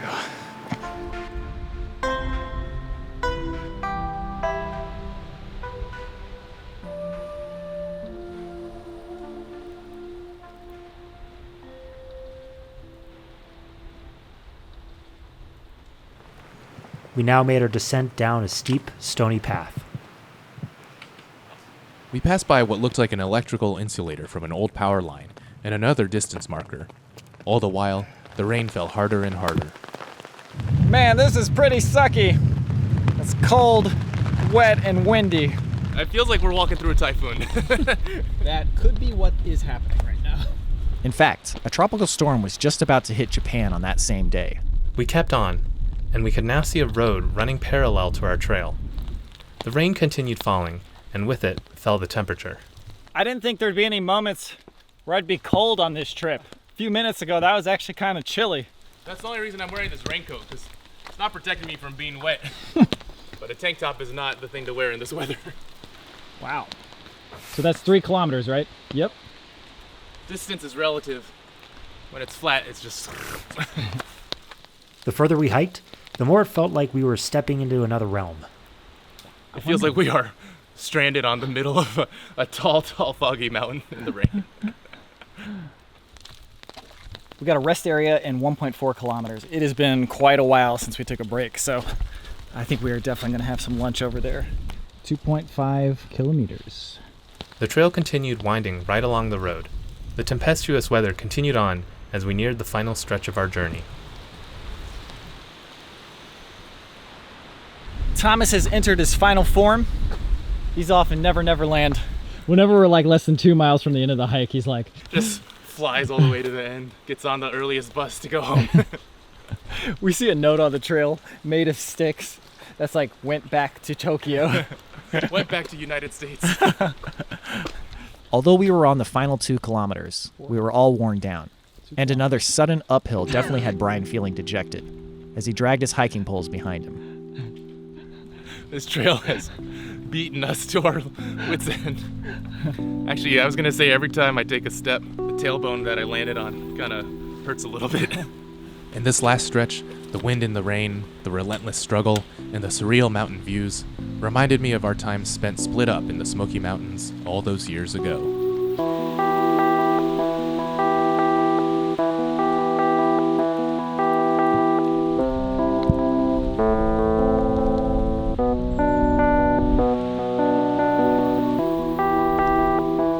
We continued hiking, and the end of our journey was upon us.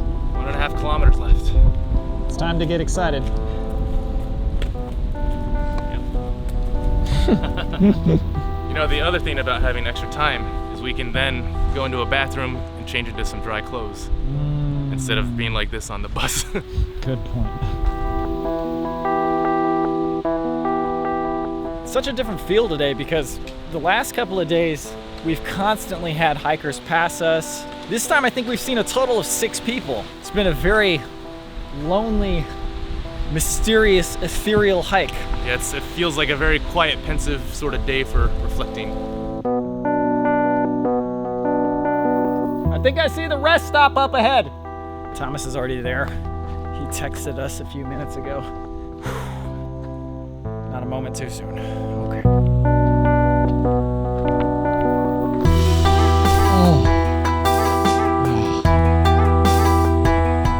Wow, this is surreal. It is one of the most famous and most difficult sections. Wow. That's a lot of walking sticks. Aren't you glad you're not seeing these with the thought that you have to go up there? Let's get to that shelter. Yeah.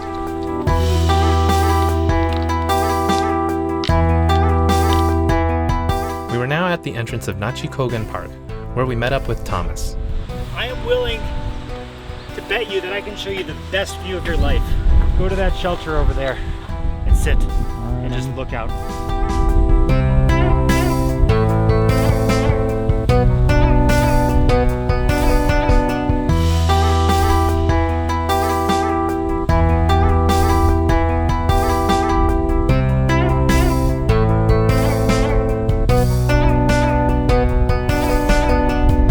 We settled into the shelter to take in the amazing views around us, enjoy some well-deserved snacks, and talk about our journey the past few days.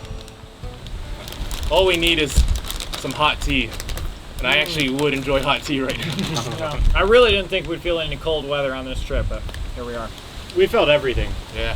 Heat, cold, happiness, sadness. I have never felt more ups and downs, both emotionally and physically, on any trip we've ever done. Yeah. This trip has been definitely one of the most difficult trips that I've been on. Okay, well, Darrell, I know you can't be here, so I got your favorite calorie mate. I usually have brownies for you guys in our darkest hour. And this time I got you this chocolate flavored cardboard. At our brightest hour. Ding, ding, ding, ding, ding, ding.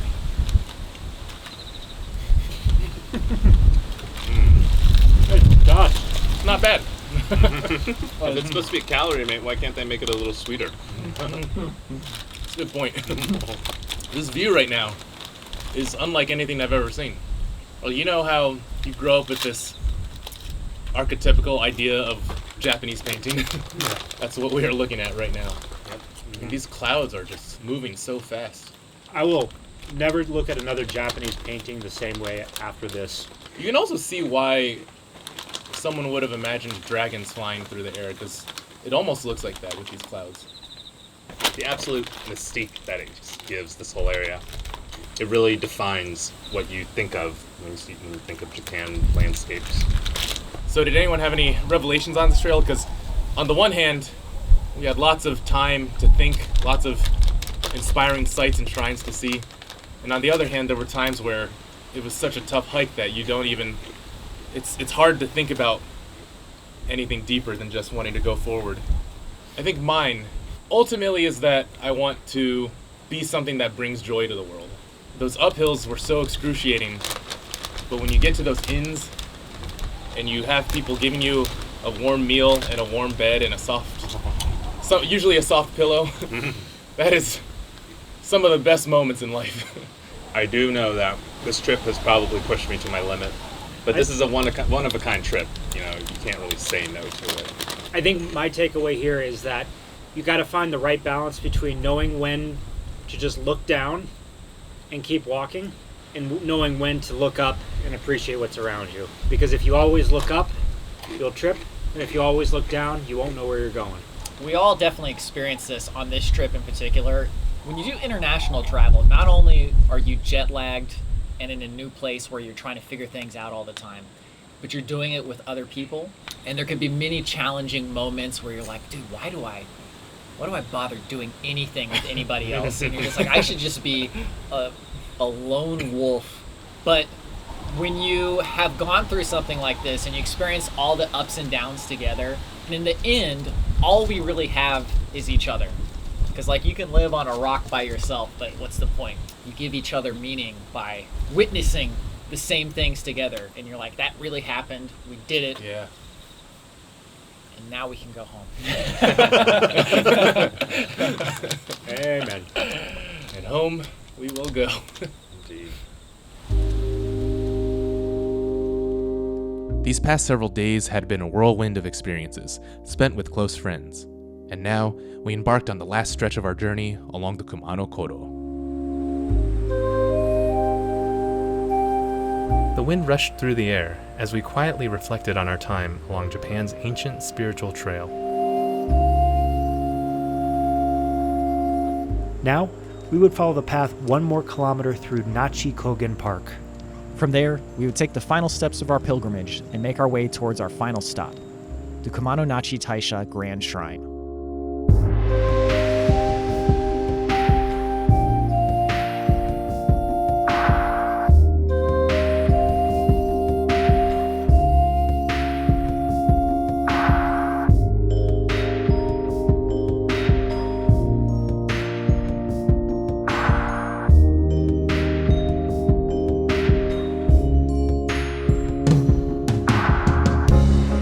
We made our final descent down a stone path and entered the shrine grounds. Situated halfway up Nachi Mountain, these grounds are homes to various temples and shrines that blend Shintoism with Buddhism. But the most iconic parts of the Kumano Nachi Taisha are the majestic Nachi Falls and the Sanjudo Pagoda.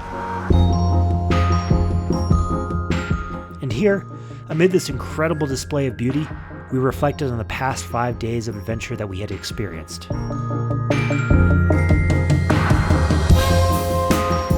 It was a journey unlike any other, a perfect encapsulation of the dialectical nature of the world. Exhaustion and rest, separation and unity, wilderness and structure. But these things are not contradictions. In our effort, we find renewal. In solitude, we find oneness. In nature, we find order.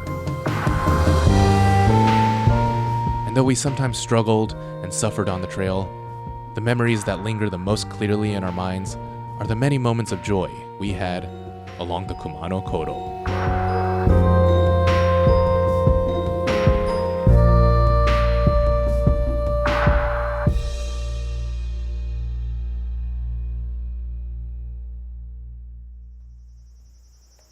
But before our journey completely wrapped up, there was still a lot to explore on the shrine grounds.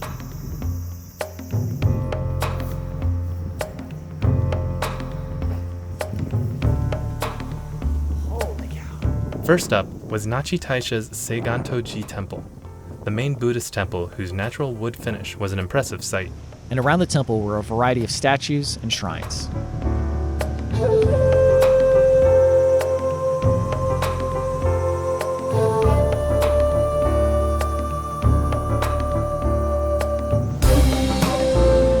Outside was a large camphor tree set in front of a traditional style building.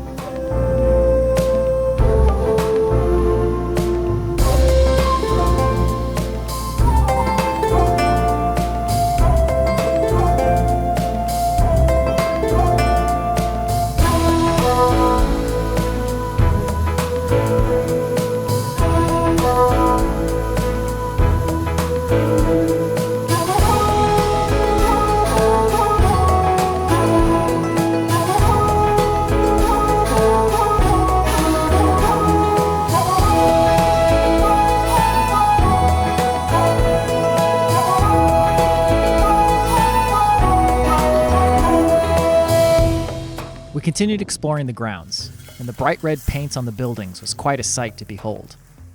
Outside the shrine, visitors were burning prayer sticks in a large brazier.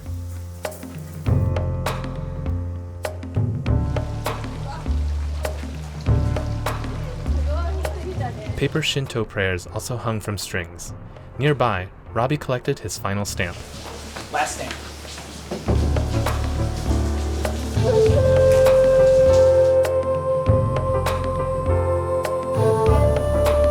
A gentle rain fell as we continued exploring. Close to the shrine was a giant 850-year-old camphor tree, big enough to go inside. Test of faith, too. You can actually get through there?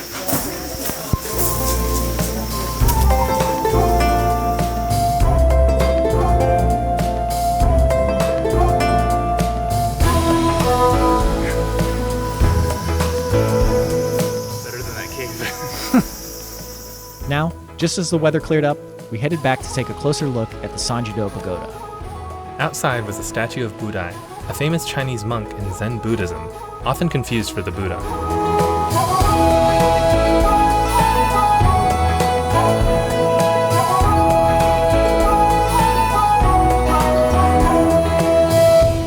Built in 1971, this pagoda was a recreation of the original, which burned down in 1581.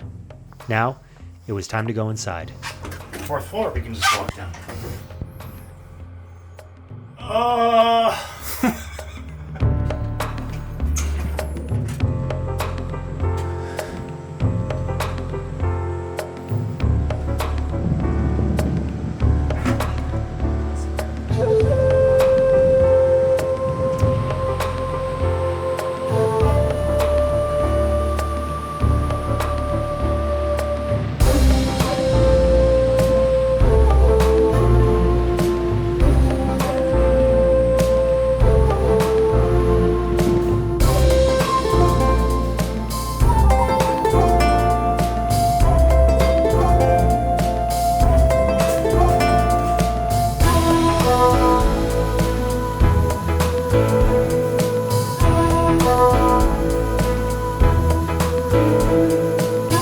Visiting the Nachi Taisha Grand Shrine was the perfect ending to a long and incredible journey.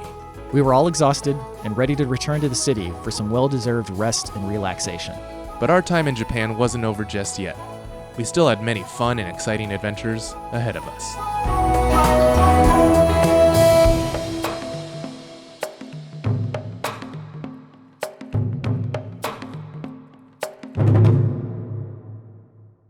So, we have some people to thank.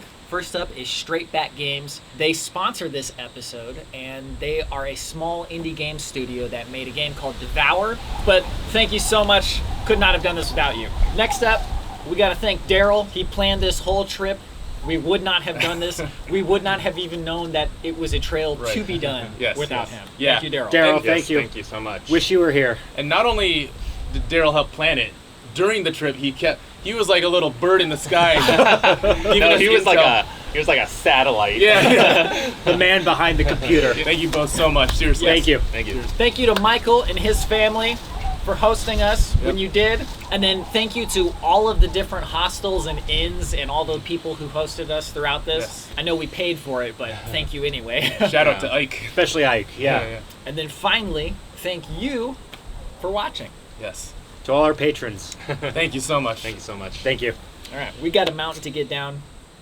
We've got do plenty this. of time. Let's go. Let's go. Hope you enjoyed the episode. Once again, huge thank you to our patrons. We really mean it when we say that we could not do these episodes without them.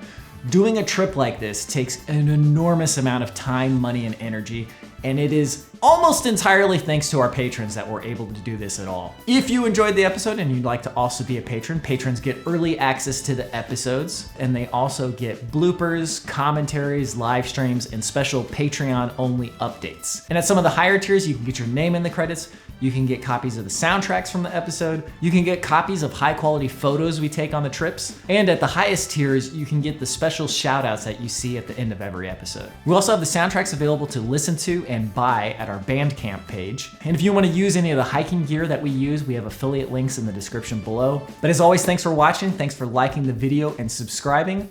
We'll see you in the next one. If you want even more adventure archives in your life, you're in luck, because we've got all sorts of t-shirts and merchandise, including a whole variety of stickers, mugs, and some brand new shirt designs like the ones you're seeing now. And we've still got all our original and classic designs from before too. So share your love of Adventure Archives and visit the link on the screen or in the description below. Thank you so much.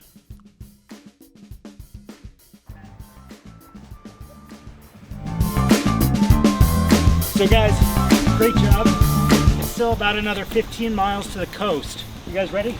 Yeah, who's driving though? Gotta drag my dead body over there. So that's the actual trail right here. Wow. Wait, it keeps going? Yeah. All the way to the coast. Oh. We're gonna go in an onsen. I'm gonna be in an onsen bath for the rest of my life. Until I shrivel into a prune. Onsens are like the real life back to tanks. Jump in one and then suddenly you're all healed.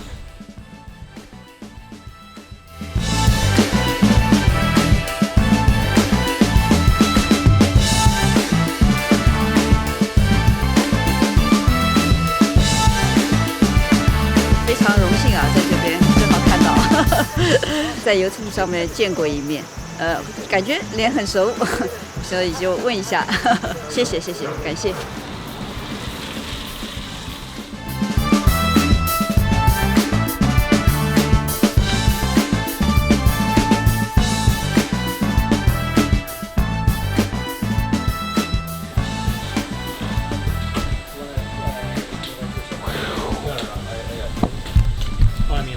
This close to renting a car, learning how to drive on the left side of the road.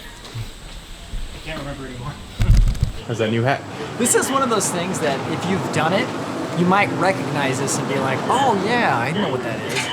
But if you haven't, you'd be like, that's weird, what is that? You guys ready to sleep forever? Something like that. Am I even hungry yet? I don't think I'm hungry. I am ready to move to the flattest state in the country. We were originally planning on climbing a mountain the day after tomorrow.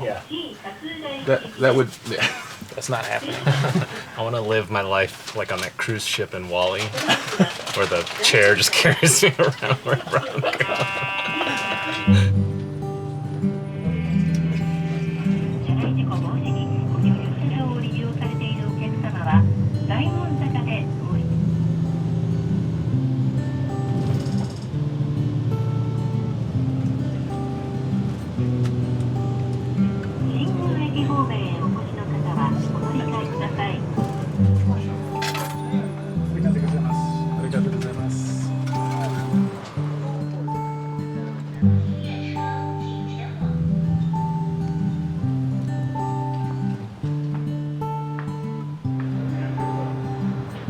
'Everybody's ready to, like, die. I'm ready to kill all of you if I have to go down one more stair after this. Like.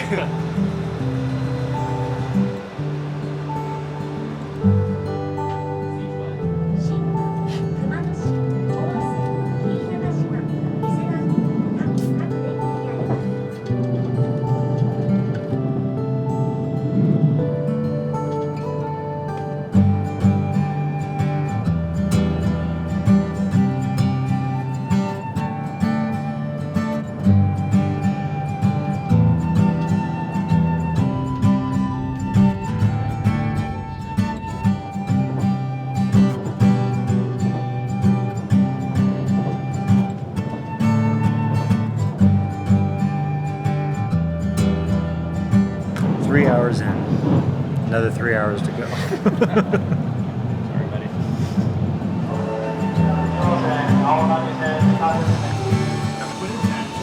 It looked like it was the most filling. Yeah. I got onigiri and a katsu sandwich and a tea that I just dropped.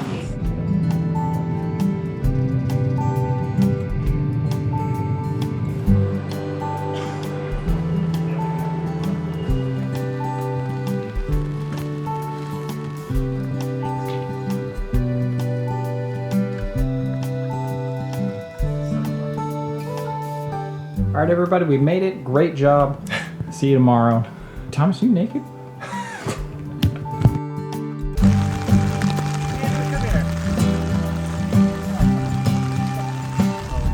For us. Yeah, you guys have a little more leg room. Yeah. That's true. Probably. We just got out of the taxi right there and just walked directly into the door. They opened the door for us. Were they expecting us or something? No. When I came here the other day, like, we were just gonna check it out and look at the menu, and then the lady came out and she's like, come in, come in. So we're like, okay, we gotta go in now. Oh, yeah. I got this. Oh, yeah. Oh, yeah.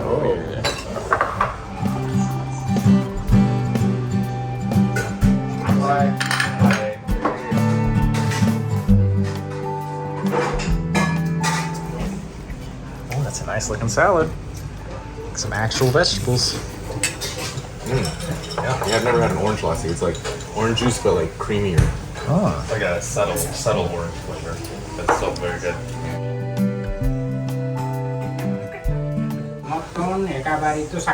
Thank you. So happy.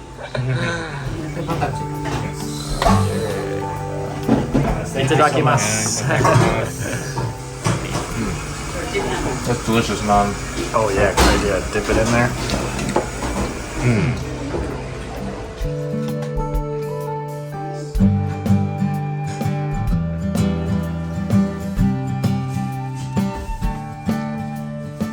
So it does seem maybe a little weird that we're not getting a Japanese restaurant after our Japanese trip. But two things. One, we're internationally traveling. And one of the interesting things is finding international restaurants in other countries. Like, that's always an interesting thing. And two, the birthplace of Buddha was in Nepal. And we are eating at a Nepalese restaurant. And three, It's delicious.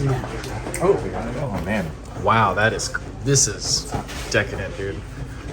Oh, this is a quesadilla with naan bread. How have I never thought of that before? All right, Puja Indian restaurant. Highly recommended. Okay, this is Leo. Leo, nice to meet you. Hey, what's up? Okay, so tell us about this. What is this? When you come to Japan, this is your hangover prevention right here. You can get this one. There's a bunch of different brands. Literally has a picture of a liver on Hyper it. liver. Right? Okay. It tastes like ginger, a little bit pineapple. Oh, No, it's good. Yeah. And the tradition is you drink it at the convenience store you bought it at before you go to the bar. That's my tradition. Okay. Where do you throw it out? Okay, so we've just discovered that Leo is actually the average of all of us. His interests include martial arts, boring business speak, video games, and cinematography. And He's half Asian, so Hey, half Filipino. We out here. they blended all of us into one person. Okay. There you go. this is pickled mackerel. I think. Gosh, I'm so glad that I've forgotten a lot of it. We say You're saying, This is butter with granulated sugar on it. Okay, so they lean more towards competitive sugar.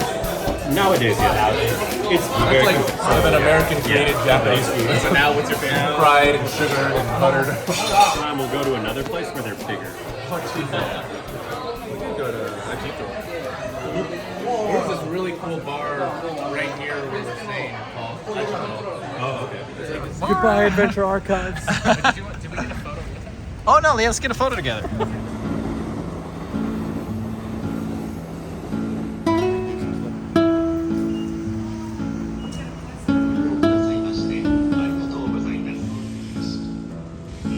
I got nothing for you.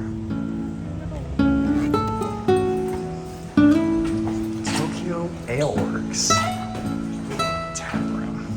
Yeah, I should go back to the office. And then, but Wednesday, Thursday, Friday is I have this lingering cough, which I don't know why, because I didn't have it. Because it's popular and because in the country. So coming off that, if you go somewhere else, it's good.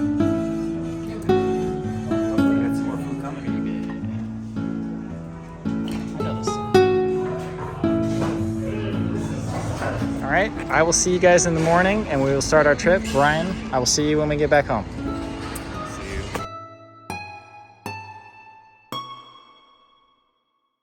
Thank you once again to Straight Back Games for sponsoring this episode. We are once again playing their game Devour. This time we are on the town map. Interestingly, they said that this is the most lighthearted / fun map. So we shall see. Thomas, you lead the way. Yeehaw, folks. Well, welcome to a town called Mercy. Howdy, partners. Howdy. And you can hide in the closets. Oh, Whoa. what? Something's happening. Miss you both keenly. Sometimes I wonder if Bonnie remembers her father's. Jesus. Your face just glitched through the cabinet and suddenly there was a jump scare that I wasn't.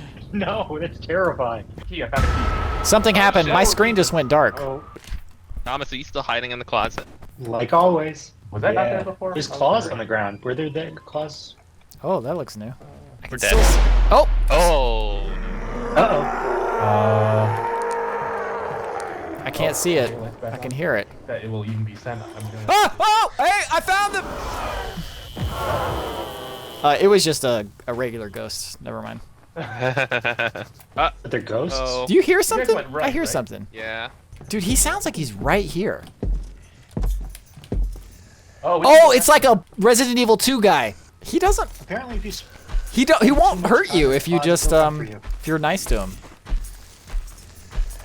I see him walking around down. Oh, you're So literally behind stun... him. I think when you stun him, he calms down. Oh, Oh yeah, he's missing an eye though. maybe it's like motion that doesn't calm down. He turns around and looks at me occasionally. Yeah. Ah! Thank you once again to Straight Back Games. You can check out Devour on Steam using the link in the description below. It is a ton of fun, and we had a great time with it. And if it gets too scary for you, you can always hide like Thomas.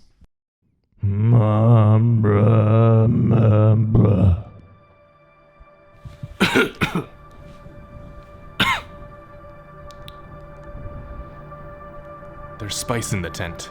When I breathe in the spice, I have dreams and visions. At times, I'm back home, training with Salvador Gonzalez. Other times, I see myself wandering the vast dunes of Sanwar 1. The people there, they call me by a title. The Cristina Alvarez. Cristina Alvarez! Cristina Alvarez! Cristina Alvarez! And sometimes, I see Sanwar 1 filled with vast stretches of water.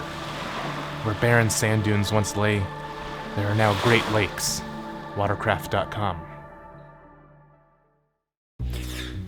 All right, folks. Today we're gonna make my favorite drink. We call it the Patreon Negroni. Today we're gonna start with a classic but necessary Gavin Ryan. We're gonna do 1 part Gavin Ryan, and then we're gonna mix it up here with a sweet, sweet Aussie Yamagata and a Bryan Yamagata. There we go. Thank you, Bryan and Aussie. And then lastly, just to add a little bit of that classic Campari taste, we've got Sunjan Huang here. You're not gonna do much with it. You're just gonna stir it, get everything nice and cold, top it off with a nice ice cube in there, and pour it right on top. And that's how you get my favorite drink, Patreon Negroni. Cheers. I missed a lot of that vermouth in there. My name is George Smith, VA. I perform a much-needed job here in the city of Amnesia. Everyone here in Paradigm City has no memory of what happened prior to 40 years ago. I live with my butler, Dan Volkins, and an android named Douglas Jackson. As long as people keep calling me by my name, I'll be George Smith, VA. Big O!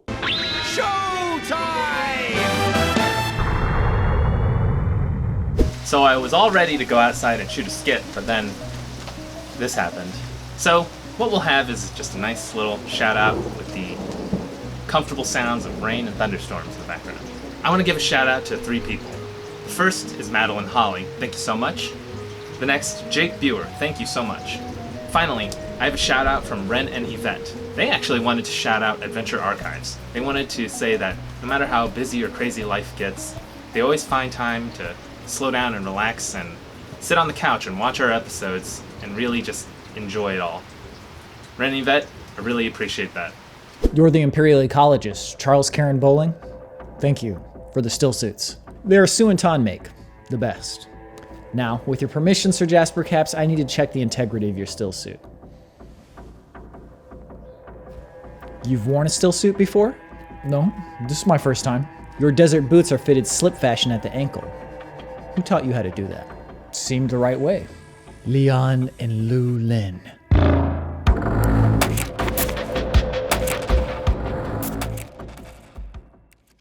They said it couldn't be done.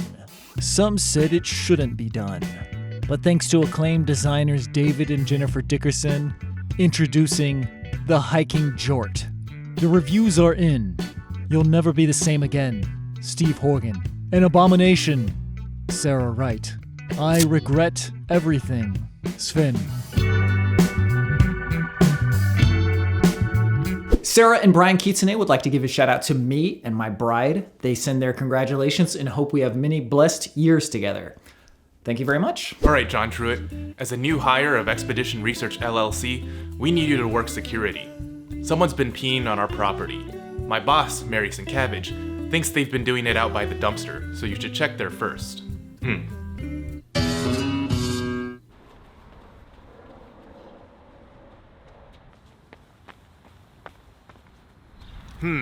I wonder who the perpetrator is.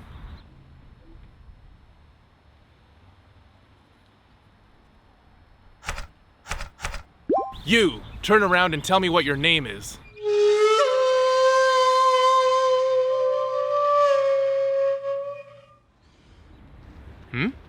My name is James Rokitsky.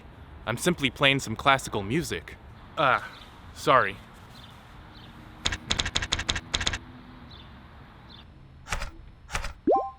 You there, reveal yourself.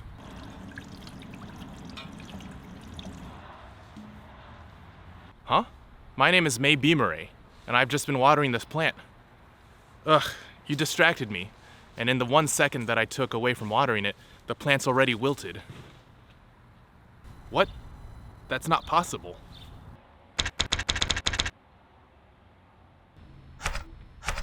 You, turn around. Sorry, boss, I can't do that. Busy relieving myself. Don't you know you shouldn't pee in public? What do you have against it? You should try it sometime. It's the most freeing thing in the world. I'm not a public menace like you. What'd you say about me, punk? Don't make me fight you.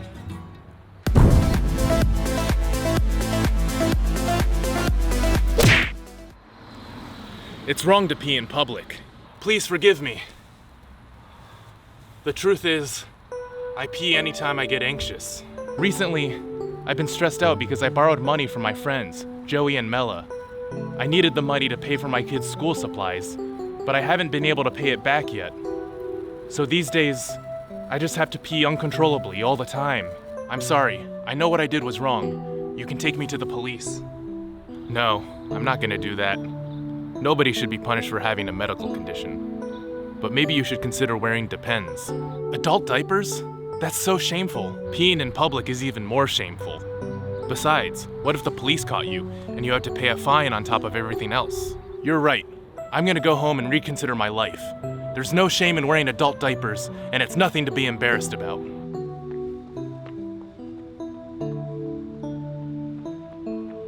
Heh. He'll be all right.